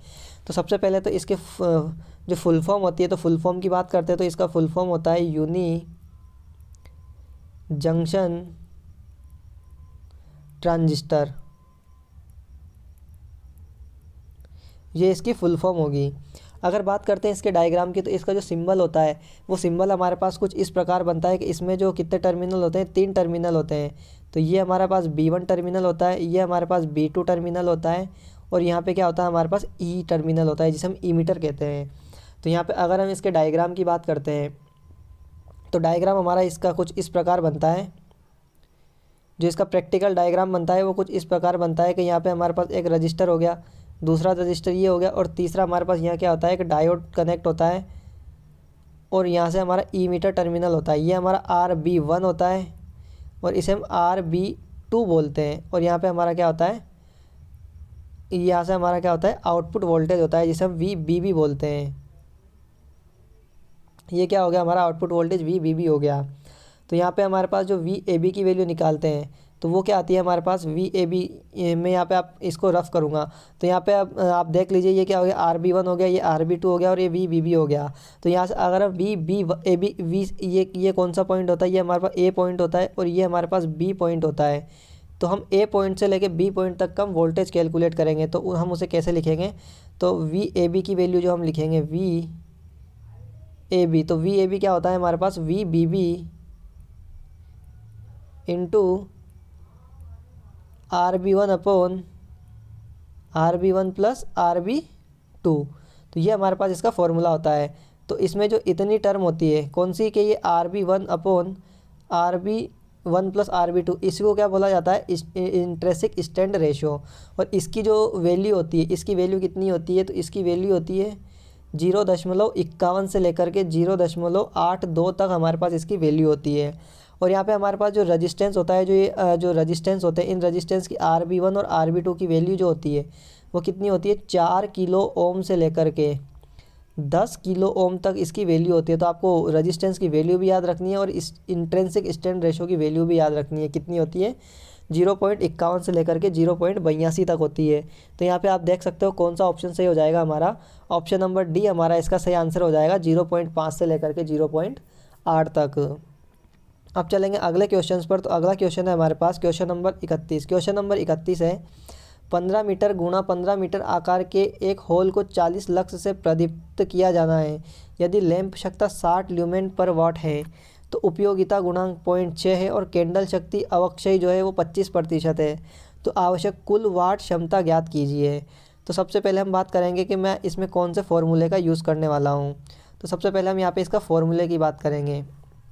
तो इसमें जो फॉर्मूला लगेगा वो क्या होगा, हमारे पास के जो फाई जो होता है, फाई बराबर क्या हो जाएगा, हमारे पास जो एफिशिएंसी है किसने दे रखी है इसने हमें, जो दक्षता आई, इसको क्या हो जाएगा एफिशिएंसी इनटू यानी कि दक्षता, यूटिलाइजेशन फैक्टर यानी कि उपयोगिता गुणांक, जिसे अंग्रेजी में क्या बोलते हैं यूटिलाइजेशन फैक्टर बोलते हैं। उसके अलावा ये गुणा हो जाएगा किससे, अवक्षयी शक्ति से, यानी कि जिसे बोलते हैं डिप्रिसिएशन फैक्टर बोलते हैं। इनटू में क्या हो जाएगा हमारे पास यहाँ पे नंबर ऑफ लैंप, एन क्या हो जाएगा नंबर ऑफ लैंप, इनटू में क्या हो जाएगा हमारे पास लैंप वाटेज, क्या हो जाएगा लैंप वाटेज। तो ये हमारे पास फॉर्मूला है जो कि हम इस फॉर्मूले का यूज़ करने वाले हैं। अब इस फॉर्मूले में हमें जो फाई की वैल्यू निकालनी पड़ेगी, क्योंकि फाई की वैल्यू हमें नहीं दी हुई है। तो हमें पता है कि ई बराबर क्या होता है, फाई अपॉन ए होता है। हमें ई भी दिया हुआ है, ए भी दिया हुआ है। फाई निकाल लेंगे तो यहाँ से हम फाई निकालेंगे तो वो कितना हो जाएगा कि इल्यूमिनेशन ई कितना दिया हुआ है हमें यहाँ पे, तो जो इल्यूमिनेशन दिया हुआ है वो कितना है 40 लक्स दिया हुआ है। 40 गुणा जो एरिया है ये कितना दिया हुआ है 25 मीटर इंटू 25 मीटर। जब इसे मीटर दोनों का गुणा करेंगे तो ये कितना हो जाएगा 15 इंटू 15 मीटर स्क्वायर। ये हम यहाँ से हमारे किसकी वैल्यू निकल गई, फाई की वैल्यू निकल गई। बस हमारे पास फाई की वैल्यू हमें पता है, हमें इसमें फाई की वैल्यू भी पता है, एफिशिएंट दक्षता भी पता है, यूटिलाइजेशन फैक्टर भी पता है, डिप्रिसिएशन फैक्टर भी पता है। एन की वैल्यू नहीं पता है तो इसे हम क्या मान लेंगे, 1 मान लेंगे। और हमें क्या निकालनी है, लैंप की वाटेज निकालनी है। तो बस मैं यहाँ पे इसी फॉर्मूले का यूज़ करने वाला हूँ, सारी वैल्यू को रखने वाला हूँ और हमारा आंसर निकल के आ जाएगा। आप इस फॉर्मूले को नोट कर सकते हो, लिख सकते हो, ताकि आप भी इस क्वेश्चन को आसानी से कर सको। तो यहाँ पर हम इसमें वैल्यू रखने वाले हैं। तो सबसे पहले हम बात वैल्यू रखते हैं कि हमारे पास जो फाई निकल के आया था। तो सबसे पहले मैं यहाँ पे लैंप वाटेज ही रख लेता हूँ। जो लैंप की जो हम वाटेज निकालेंगे, लैंप वाटेज जो निकालेंगे तो वो क्या हो जाएगा, फाई में भाग लग जाएगा सबका, क्योंकि सब बराबर के दूसरी तरफ थे। तो सब लैंप वाटेज फाई अपन क्या हो जाएगा। तो सबसे पहले हम दक्षता लिखेंगे, तो यानी कि efficiency into depreciation factor into utilisation factor, ये हमारे पास इसका फॉर्मूला हो जाएगा। तो इसकी वैल्यू रखेंगे तो हमारा फाई कितना निकल के आएगा। तो फाई हमारे पास जो फाई जो था हमारे पास वो कैलकुलेट किया तो वो कितना निकल के आया, 9000 निकल के आया। उसके अलावा जो हमारे पास दक्षता है वो कितनी दे रखी है, 60 ल्यूमेन पर वाट। उपयोगिता जो डिप्रिसिएशन फैक्टर अवक्षय पर, ये कितना है 0.25 हो जाएगा। और हमारे पास जो यूटिलाइजेशन फैक्टर उपयोगिता गुणांक ये कितना हो जाएगा 0.6 हो जाएगा। जब हम इसे कैलकुलेट करेंगे तो हमारे पास जो लैंप की वाटेज निकल के आएगी तो वो कितनी निकल के आएगी, 1 किलोवाट हमारे पास इसकी वाटेज निकल के आ जाएगी। तो यहाँ पे ऑप्शन नंबर जो सी है हमारा, वो इसका हमारे पास सही आंसर होगा। अब चलते हैं अगले क्वेश्चन पर, जो कि हमारा क्वेश्चन नंबर 32। क्वेश्चन नंबर 32 है सेल्फ इंडक्टेंस का उपयोगिता, सेल्फ इंडक्टेंस का गुणांक इसके किस पर निर्भर करता है। तो अगर बात करते हैं हम सेल्फ इंडक्टेंस यानी कि स्व प्रेरकत्व, ये क्या होता है हमारा, एल बराबर mu naught mu R N square A upon L होता है। तो एल जो होता है हमारा डायरेक्टली प्रोपोर्शनल किसके होता है, म्यू आर के होता है। तो यहाँ पे हम म्यू आर को क्या बोलते हैं, अपेक्षित पारगम्यता बोलते हैं। तो ऑप्शन नंबर सी हमारा इसका सही आंसर हो जाएगा कि किसके प्रोपोर्शनल होता है, तो अपेक्षित पारगम्यता के डायरेक्टली प्रोपोर्शनल होता है। अब चलेंगे हम अगले क्वेश्चन पर। तो अगला क्वेश्चन है हमारे पास क्वेश्चन नंबर 33। तो क्वेश्चन नंबर 33 है हमारे पास, जब कार्यस्थल पर आग लग जाती है तो आवश्यक कार्यवाही में रेस होती है, तो रेस का अर्थ क्या है। तो इसी क्वेश्चन में अभी इससे पहले हम जो हमारे पास जो क्वेश्चन नंबर शायद चौथा या पाँचवा था उसमें किसकी फुल फॉर्म पूछी थी, तो DRAB की फुल फॉर्म पूछी। वहाँ पे फुल फॉर्म यह थी डेंजर रेस्पॉन्स एयरवेज और ब्रीथिंग, उसकी फुल फॉर्म थी। अब यहाँ पे किसी कार्यस्थल पे क्या लग रही है, आग लग रही है, तो आग से संबंधित बताना है। तो उसमें रेस की फुल फॉर्म क्या होती है, तो उसमें रेस की फुल फॉर्म होती है रेस्क्यू, अलार्म, कन्फाइन और इवेक्यूएट। तो ये इसकी फुल फॉर्म होती है। तो ये भी आपको याद ही करना पड़ेगा। तो यानी कि ये क्या होता है, रेस्क्यू, अलार्म, कन्फाइन, इवेक्यूएट, ये इसका मतलब होता है रेस का मतलब, जब आग लगने वाली जगह पे हम इसकी बात कर रहे हैं। अगले क्वेश्चन पर चलते हैं। तो क्वेश्चन नंबर 34 है हमारे पास, ट्रांसफॉर्मर में निम्नलिखित हानियों में से किसे परिवर्तित हानियों के रूप में जाना जाता है? परिवर्तित का मतलब होता है वेरिएबल, और वेरिएबल लॉसेस कौन से होते हैं? वो होते हैं हमारे पास I²R लॉसेस। इन्हें क्या बोलते हैं? हम परिवर्ती हानियाँ बोलते हैं। और इन्हें क्या बोलते हैं हम? I²R लॉसेस को हम क्या बोलते हैं? कॉपर हानियाँ बोलते हैं। और कॉपर को क्या बोला जाता है हिंदी में? ताम्र बोला जाता है। तो यहाँ पे हमारे पास जो परिवर्तित हानियाँ होती है वो कौन सी होती है? ताम्र हानियाँ होती है। ऑप्शन नंबर डी हमारे पास इसका सही आंसर हो जाएगा। जो हमारे पास लो हानियाँ होती है ये कौन सी होती है? हमारे पास कांस्टेंट लॉस है, यानी कि ये हमारे पास स्थिर हानियाँ होती है ट्रांसफॉर्मर के अंदर। तो अगर स्थिर हानियाँ पूछता तो हमारे पास कौन सी हानियाँ हो जाती? लो हानियाँ। लेकिन अगर हमें यहाँ पे इसने परिवर्ती हानियाँ पूछी है तो ये कौन सी हो जाएगी हमारे पास? ताम्र हानियाँ हो जाएगी। अब चलेंगे हम अगले क्वेश्चन पर। तो अगला क्वेश्चन पे चलते हैं। तो अगला क्वेश्चन है हमारे पास क्वेश्चन नंबर 35। क्वेश्चन नंबर 35 हमारे पास यहाँ से निकल के आता है कि 0.1 ओम प्रतिरोध का moving coil instrument 400 milli ampere का पूर्ण पैमाना विक्षेपण देता है। बताएं कि मीटर का उपयोग 20 एम्पियर तक की धारा को मापने के लिए कैसे किया जा सकता है? तो ये हमें इसको बताना है। तो यहाँ पे हमें क्या बताना है कि RSH जो शंट रेजिस्टेंस जो मैंने आपको पहला क्वेश्चन बताया था उसी शंट रेजिस्टेंस RSH की हमको यहाँ पे वैल्यू निकालनी है। तो सबसे पहले मैं आपको इसका फॉर्मूला बता देता हूँ। तो फॉर्मूला क्या होता है? RSH बराबर क्या होता है? RM/M-1 होता है। RM क्या होता है? यहाँ पे मीटर का रजिस्टेंस होता है। और ये हमको RM जो मीटर का रजिस्टेंस है वो यहाँ पे हमें कितना दिया हुआ है? तो ये हमें दिया हुआ है, ये कितना हो जाएगा हमारे पास? 20 यहाँ पे जो मीटर का रजिस्टेंस है वो कितना दिया हुआ है? 0.1 ओम दिया हुआ है। तो ये हमें RM की वैल्यू तो दी हुई है, हमें क्या निकालनी पड़ेगी? M की वैल्यू निकालना पड़ेगा। तो जो M की वैल्यू निकालेंगे तो M की वैल्यू हमारे पास कैसे आ जाएगी? तो M बराबर क्या होता है हमारे पास? I न्यू अपॉन में I ओल्ड हो जाएगा।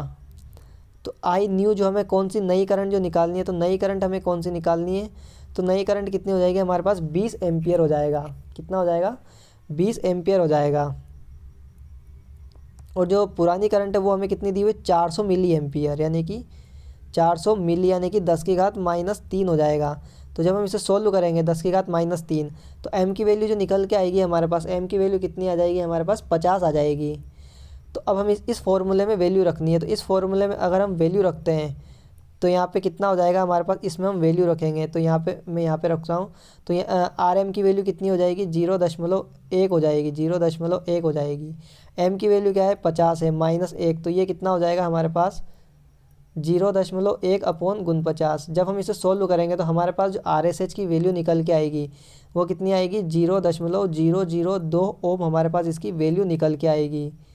तो ये हमारा इसका सही आंसर हो जाएगा। ऑप्शन नंबर हम बात करते हैं तो ऑप्शन नंबर सी हमारे पास इसका सही आंसर हो जाएगा, 0.002 ओम का शंट जोड़ करके। अब चलते हैं अगले क्वेश्चन पर। तो अगला क्वेश्चन है हमारे पास क्वेश्चन नंबर 36। क्वेश्चन नंबर 36 है, वातावरण से ट्रांसफॉर्मर में नमी के प्रवेश को फिल्टर करने के लिए निम्नलिखित में से किस घटक का उपयोग किया जाता है? तो किसका उपयोग किया जाता है? ब्रीदर का उपयोग किया जाता है। ब्रीदर के अंदर क्या भरी हुई होती है? सिलिका जेल भरी हुई थी। उस सिलिका जेल के द्वारा जब ट्रांसफॉर्मर में वायु अंदर जाती है तो उस वायु में जो नमी होती है उससे क्या कर लिया जाता है? सोख लिया जाता है। और जो ट्रांसफॉर्मर के अंदर क्या भेजी जाती है? शुष्क हवा भेजी जाती है। और अगर बात करते हैं जो सिलिका जेल भरी होती है इसका जो कलर की बात करते हैं, जब अच्छी कंडीशन में होती है तो इसका कलर नीला होता है। और जब ये ख़राब हो जाती है तो ये कौन सा? पिंक यानी कि गुलाबी कलर की हो जाती है। अब बात करते हैं कंजर्वेटर की। तो कंजर्वेटर के अंदर क्या होता है? जो कंजर्वेटर होता है इसके अंदर क्या होता है कि 75% तो क्या होता है? 75% तो ऑयल भरा हुआ होता है, यानी कि तेल भरा हुआ होता है। और जो 25% है वो क्या भरी होती है? इसमें एयर होती है, यानी कि वायु होती है।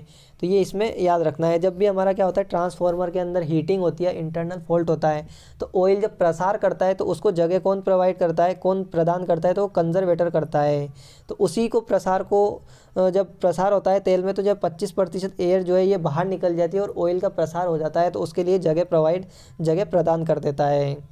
अब चलेंगे अगले क्वेश्चन पर। तो अगला क्वेश्चन है हमारे पास क्वेश्चन नंबर 37। क्वेश्चन नंबर 37 है, ए स्टेबल मल्टी वाइब्रेटर अस्थायी बहुकंपित में निम्न और उच्च निर्गम की अवस्था क्या होती है?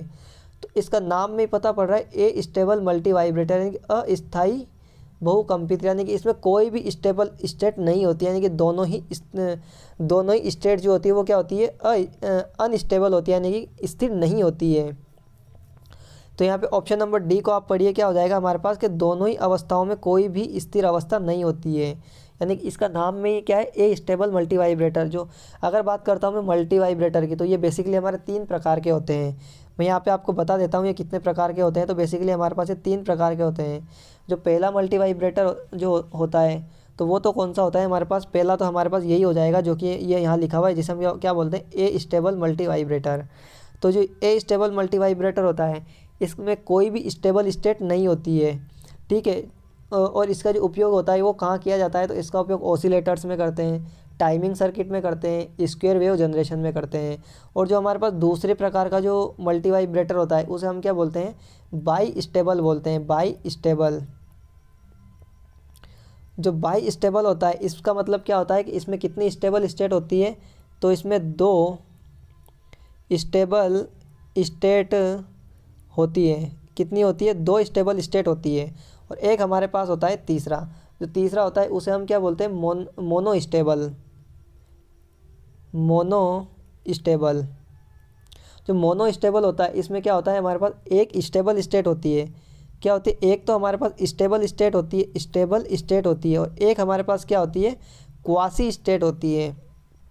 तो जो हमारे पास जो बाई स्टेबल है इसका उपयोग कहाँ करते हैं, तो इसका उपयोग जो किया जाता है, जैसे हमारा फ्लिप फ्लॉप्स हो गया, मेमोरी हो गया, या फिर कोई भी हमारा मैथमेटिकल ऑपरेशन हो गया, उसमें हम बाई स्टेबल मल्टी वाइब्रेटर का यूज़ करते हैं। और मोनो स्टेबल की बात करते हैं जिसमें कि एक स्टेबल स्टेट होती है और एक क्वासी स्टेट होती है। तो इसका जो उपयोग किया जाता है वो पल्स जनरेटर में करते हैं, डिले सर्किट में करते हैं, या फिर गेटिंग सर्किट में करते हैं। तो ये यहाँ पे आपको तीनों चीज़ें याद रखनी है। ये आपको आईटीआई में शायद नहीं पढ़ाया जाता, तो आपको ये थोड़ा कम आता होगा, लेकिन आपको ये भी याद रखना है कि 3 तरह के मल्टी वाइब्रेटर होते हैं। एक ए स्टेबल होता है जिसमें कोई भी जो स्टेबल स्टेट नहीं होती है, दूसरा बाई स्टेबल होता है जिसमें 2 स्टेबल स्टेट होती है, और जो तीसरा होता है मोनो स्टेबल जिसमें एक स्टेबल स्टेट होती है और एक क्वासी स्टेट होती है। अब चलेंगे हम अगले क्वेश्चन पर। तो अगला क्वेश्चन आता है हमारे पास क्वेश्चन नंबर 38। क्वेश्चन नंबर 38 है, निम्नलिखित में से कौन सी सोल्डरिंग के लिए नियोजित विधियों में से एक नहीं है। तो कौन सी सोल्डरिंग की विधि नहीं है, wave soldering, torch soldering, soldering iron, या डिप सोल्डरिंग। तो अगर बात करते हैं हम यहाँ पे, तो कौन सी सोल्डरिंग का प्रकार नहीं है, तो यहाँ पे हमारे पास टॉर्च सोल्डरिंग जो है हम कभी नहीं पढ़ते हैं। हमारे पास टॉर्च सोल्डरिंग नाम का कोई किसी प्रकार की सोल्डरिंग नहीं होती है। तो ये हमारा इसका सही आंसर हो जाएगा, ये सोल्डरिंग की कोई भी विधि नहीं होती है। अगर बात करते हैं हम यहाँ पे, जो वेव और डिप सोल्डरिंग होती है हमारे पास, जो ये वेव सोल्डरिंग और जो डिप सोल्डरिंग है, ये हमारे किसके लिए प्रयोग होती है, तो ये हमारे पास मास सोल्डरिंग के अंतर्गत के लिए हम यूज़ करते हैं। मास का मतलब होता है कि जब हमें बहुत ज़्यादा मात्रा में सोल्डरिंग करनी होती है, तो मास सोल्डरिंग करनी होती है, तो उसके लिए हम किसका यूज़ करते हैं, वेव सोल्डरिंग या फिर डिप सोल्डरिंग का उपयोग करते हैं। और जो सोल्डरिंग आयरन होता है, तो इसका उपयोग कहाँ करते हैं कि जब हमें इंडिविजुअल करनी होती है, इंडिविजुअल सोल्डरिंग करनी होती है, यानी कि जब हमें अलग अलग सोल्डरिंग करनी होती है, यानी कि हम लिख सकते हैं जब हमें इंडिविजुअल सोल्डरिंग करनी होती है, तो हम किसका यूज़ करते हैं, सोल्डरिंग आयरन का यूज़ करते हैं। यानी कि जो मास सोल्डरिंग जब ज़्यादा मात्रा में सोल्डरिंग करनी होती है, तो वेव सोल्डरिंग और डिप सोल्डरिंग का उपयोग करते हैं। और जब हमें इंडिविजुअल अलग अलग सोल्डरिंग करनी होती है, तो उसके लिए हम सोल्डरिंग आयरन का उपयोग करते हैं। तो और यहाँ पर हमारे पास टॉर्च सोल्डरिंग होती है, ये सोल्डरिंग का कोई प्रकार नहीं होता है। तो ये हमारा इसका सही आंसर है। अब चलेंगे अगले क्वेश्चन पर। तो अगला क्वेश्चन है हमारे पास क्वेश्चन नंबर 39। ट्रांसफॉर्मर का प्रतिशत वोल्टेज रेगुलेशन ज्ञात कीजिए जब नो लोड पर secondary terminal voltage V2 not है और नियत लोड पर सेकेंडरी का टर्मिनल V2 है। तो जो वोल्टेज रेगुलेशन होता है हमारे पास ट्रांसफॉर्मर का, जिसे हम वोल्टेज विनियमन बोलते हैं, तो ये क्या होता है, no load voltage minus full load voltage divided by full load voltage. यहाँ पे हम लिख सकते हैं वी फुल लोड अपॉन में वी फुल लोड वोल्टेज। तो यहाँ पे हम देख सकते हैं कि हमें जो सेकेंडरी पर नो लोड वोल्टेज कितना दिया हुआ है, नो लोड वोल्टेज हमें कितना दिया हुआ है, V2 नोट दिया हुआ है, और फुल लोड कितना दिया हुआ है सेकेंडरी पे, तो V2 दिया हुआ है, और ये क्या हो जाएगा, V2 हो जाएगा। तो ऑप्शन नंबर हम देख सकते हैं, प्रतिशत में निकालना है तो हम क्या करेंगे, 100 से गुणा कर देंगे। तो ऑप्शन नंबर देख सकते हैं, ऑप्शन नंबर सी हमारा इसका सही आंसर होगा। अब चलते हैं अगले क्वेश्चन पर। तो क्वेश्चन नंबर 40 है हमारा, शेल प्रकार के ट्रांसफॉर्मर में कितने लिम्ब होते हैं?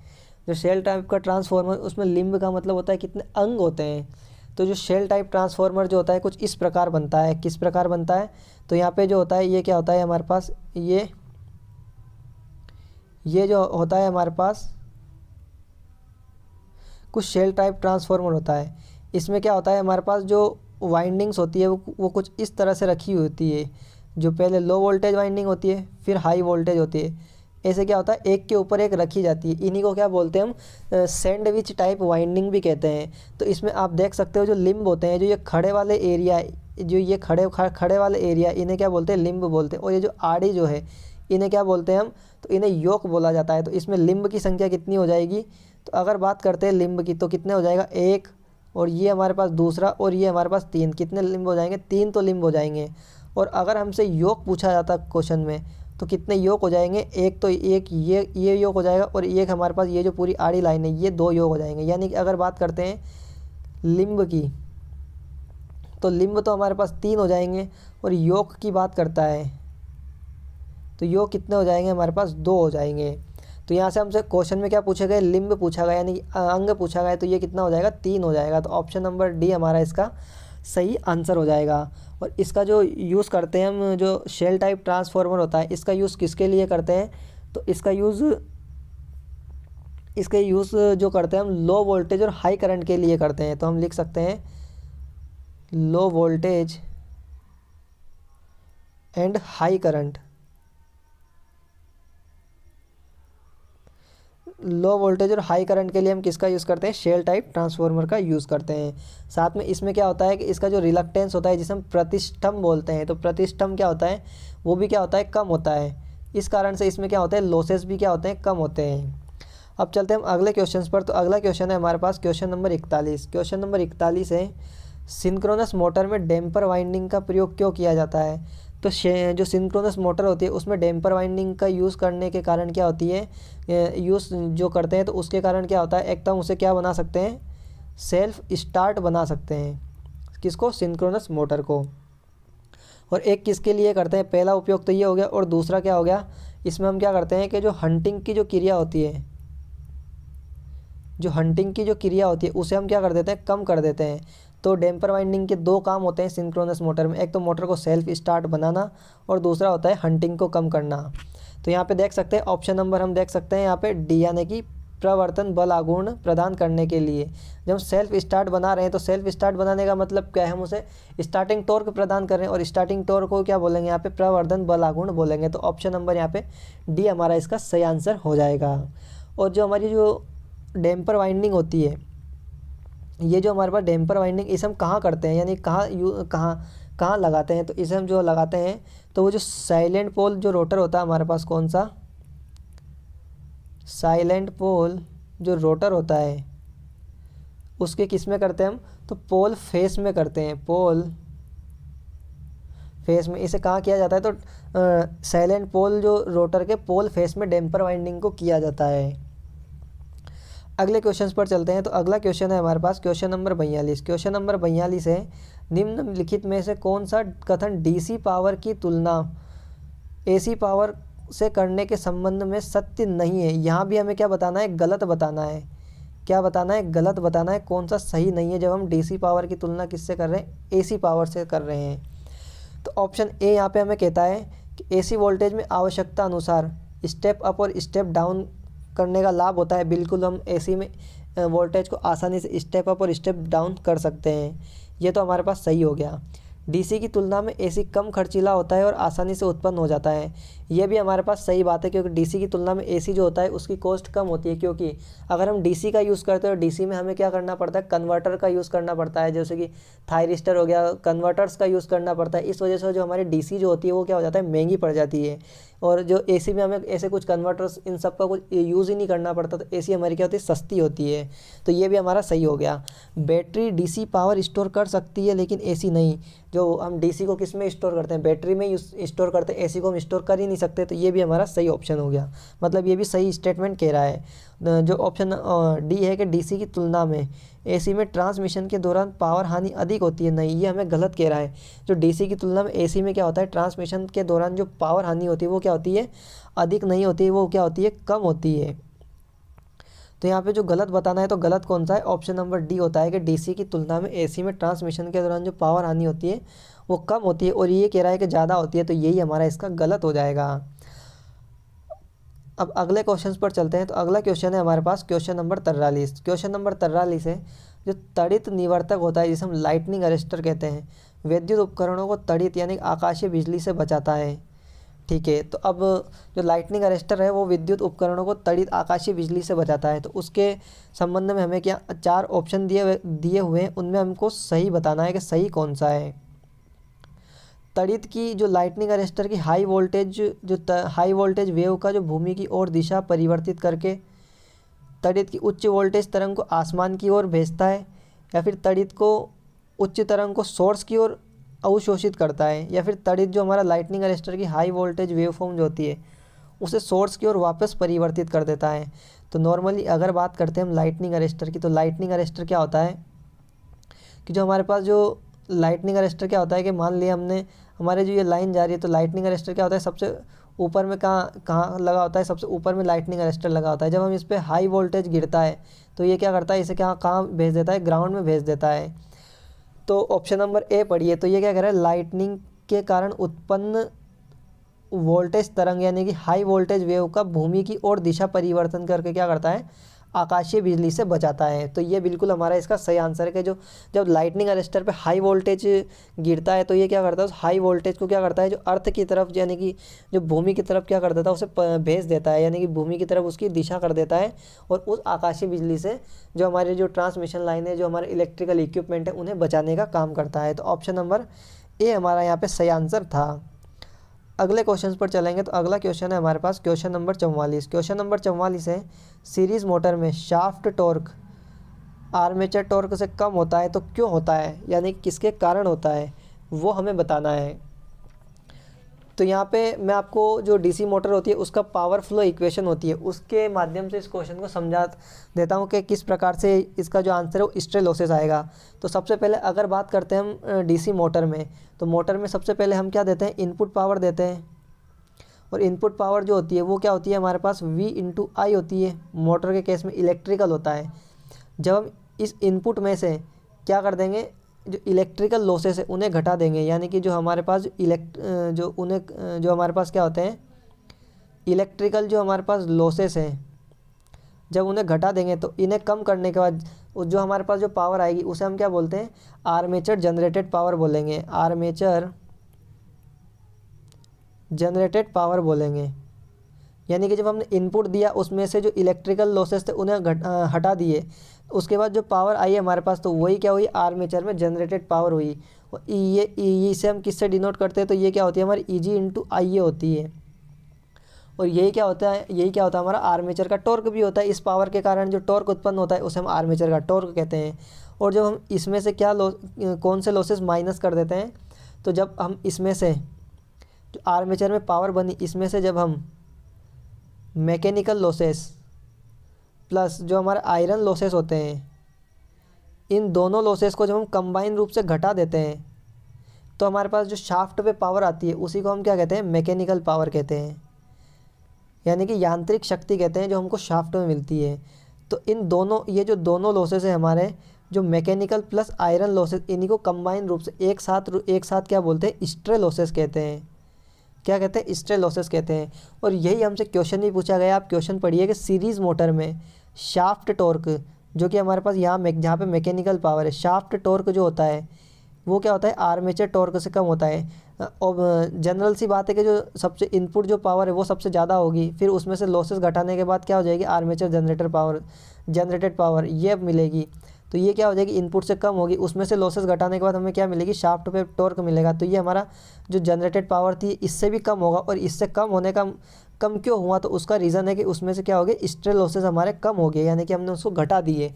तो यही क्वेश्चन को पूछा गया है। तो इसमें से हमारा सही आंसर की बात करते हो, सही आंसर क्या हो जाए, किसके कारण कम होता है, तो ये स्ट्रे लॉसेस के कारण कम होता है। तो ऑप्शन नंबर डी हमारा यहाँ पे सही आंसर होगा। अब चलेंगे हम अगले क्वेश्चन पर। तो अगला क्वेश्चन है सोल्डरिंग फ्लक्स के बारे में कथनों को पढ़ें और सही विकल्प का चयन करें। तो जो हमारा पहला है कि जिंक क्लोराइड, अमोनियम क्लोराइड और हाइड्रोक्लोरिक एसिड आमतौर पर सोल्डरिंग में होने वाले फ्लक्स के उदाहरण हैं। ये हमारा बिल्कुल सही बात है, जो ए वाली है। और बी जो है, सोल्डरिंग में फ्लक्स का कार्य आबंधन सामग्री के रूप में कार्य करना होता है, तो ये हमारा गलत हो जाएगा।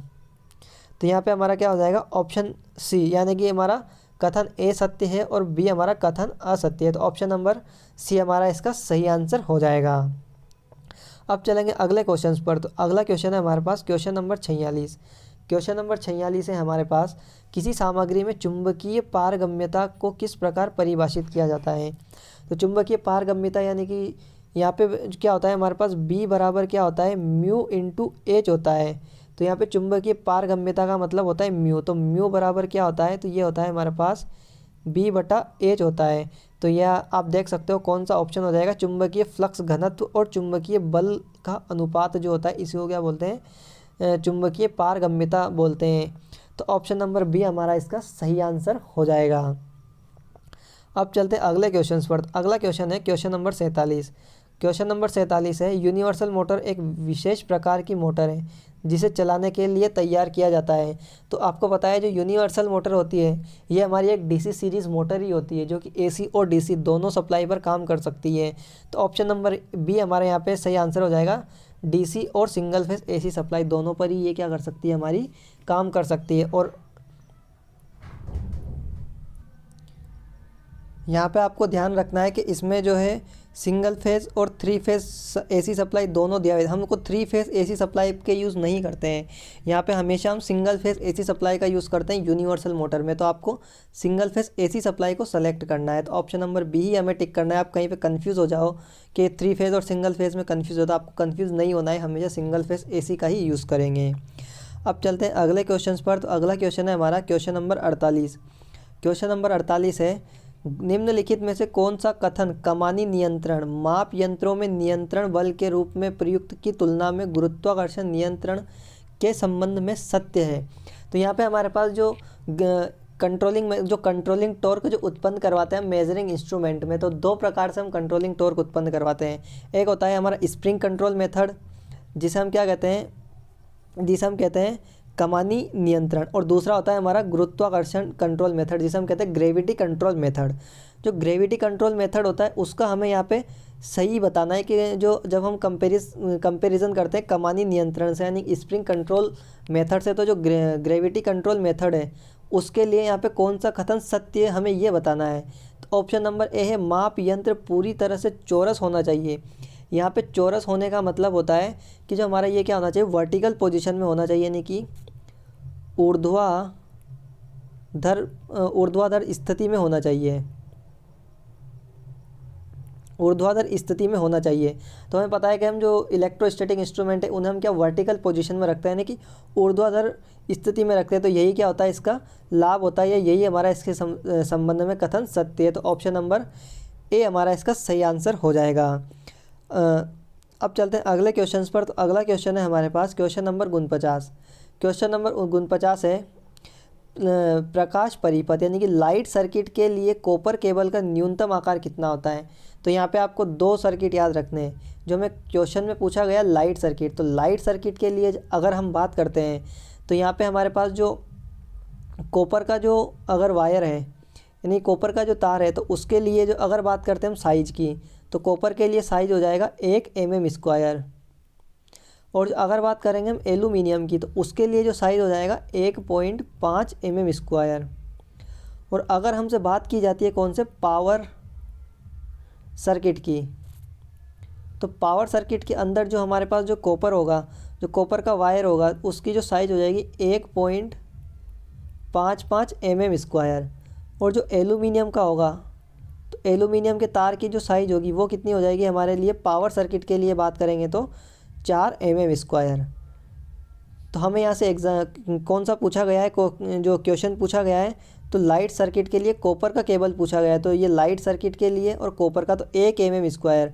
तो यहाँ पे आप देख लीजिए 1 mm² के पास में कौन सा है, तो ऑप्शन नंबर ए, 1.1 mm²। आपको 1.2 यहाँ पे ज़्यादा हो जाएगा। यहाँ पे क्या होता है कि 1.20 का मतलब क्या हो जाएगा 1.120 mm। अगर हम पीछे एक जीरो लगाएंगे तो 120 बनेगा, और यहाँ 2 का मतलब क्या हो जाएगा 200 हो जाएगा। तो 120 हमारा छोटा होता है 200 से। तो हमें कौन सा टिक करना है, तो यहाँ पे सही क्या हो जाएगा हमारा 1.12 mm² यहाँ पे हमारा इसका सही आंसर हो जाएगा। तो ये हमें याद रखना है, क्योंकि अलग अलग एग्ज़ाम में यहाँ पे हमको पावर सर्किट के लिए और लाइट सर्किट के लिए अलग अलग यहाँ पे जो कॉपर जो तार है उसका आकार पूछा जाता है। तो यहाँ पे हमको लाइट सर्किट के लिए पूछा गया, तो वो भी कॉपर के तार का पूछा गया। तो हमें लगभग 1 mm² के पास में जो आंसर होगा वही हमें टिक करना है। तो ऑप्शन नंबर ए हमारा यहाँ पे एकदम बेस्ट आंसर था, तो वही हमने टिक भी किया है। अब चलेंगे अगले क्वेश्चन पर। तो क्वेश्चन नंबर 50 है हमारा, यदि कोई ऑटो ट्रांसफार्मर की सेकेंडरी वाइंडिंग में ब्रेकडाउन यानी कि भंजन हो जाए तो क्या होगा। तो अगर बात करते हैं हम सेकेंड ऑटो ट्रांसफार्मर की, जो ऑटो ट्रांसफार्मर होता है हमारा, तो जो ऑटो ट्रांसफार्मर होता है वो कुछ इस प्रकार से होता है कि ये हमारा क्या होता है, ये हमारी क्या होती है प्राइमरी वाइंडिंग होती है। यहाँ पे वोल्टेज V हो गया हमारा, और यहीं से हम क्या ले लेते हैं सेकेंडरी वोल्टेज V2 ले लेते हैं। तो जब हमारा क्या हो जाएगा कि ऑटो ट्रांसफार्मर में जो क्वेश्चन कह रहा है हमारा सेकेंडरी वाइंडिंग का भंजन हो जाए यानी कि ब्रेकडाउन हो जाए, यानी कि जब हमारा क्या हो जाए कि जो सेकेंडरी वाइंडिंग है, ये जो हमारी सेकेंडरी वाइंडिंग है ये हमारी क्या हो जाए ओपन हो जाए। अगर ये ओपन हो जाएगी तो ये सर्किट से हट जाएगी। जब ये सर्किट से हट जाएगी तो ये जो हमारा सप्लाई वोल्टेज ये कहाँ इसके बराबर हो जाएगा, यानी कि ये पूरा का पूरा वोल्टेज इस टर्मिनल पे वो कहाँ आ जाएगा, इन दोनों टर्मिनल पे आ जाएगा। यानी क्या हो जाएगा कि हमारा जो प्राइमरी का वोल्टेज है वो सेकेंडरी के वोल्टेज के बराबर हो जाएगा। यानी कि ऑप्शन नंबर हम यहाँ पे देख सकते हैं कौन सा ऑप्शन सही हो जाएगा हमारा। तो यहाँ पे हमारा ऑप्शन जो सही हो जाएगा वो हो जाएगा कि प्राइमरी साइड से सेकेंडरी साइड तक फुल लोड वोल्टेज उपलब्ध होगी, यानी कि बराबर हो जाएगा। ऑप्शन नंबर सी हमारा इसका सही आंसर हो जाएगा, जो कि हमें इसको टिक करना था। तो यहाँ पे हमारा जो सही आंसर तो हमारा ऑप्शन नंबर सी हो जाएगा। अब बात करते हैं हम ऑटो ट्रांसफार्मर की।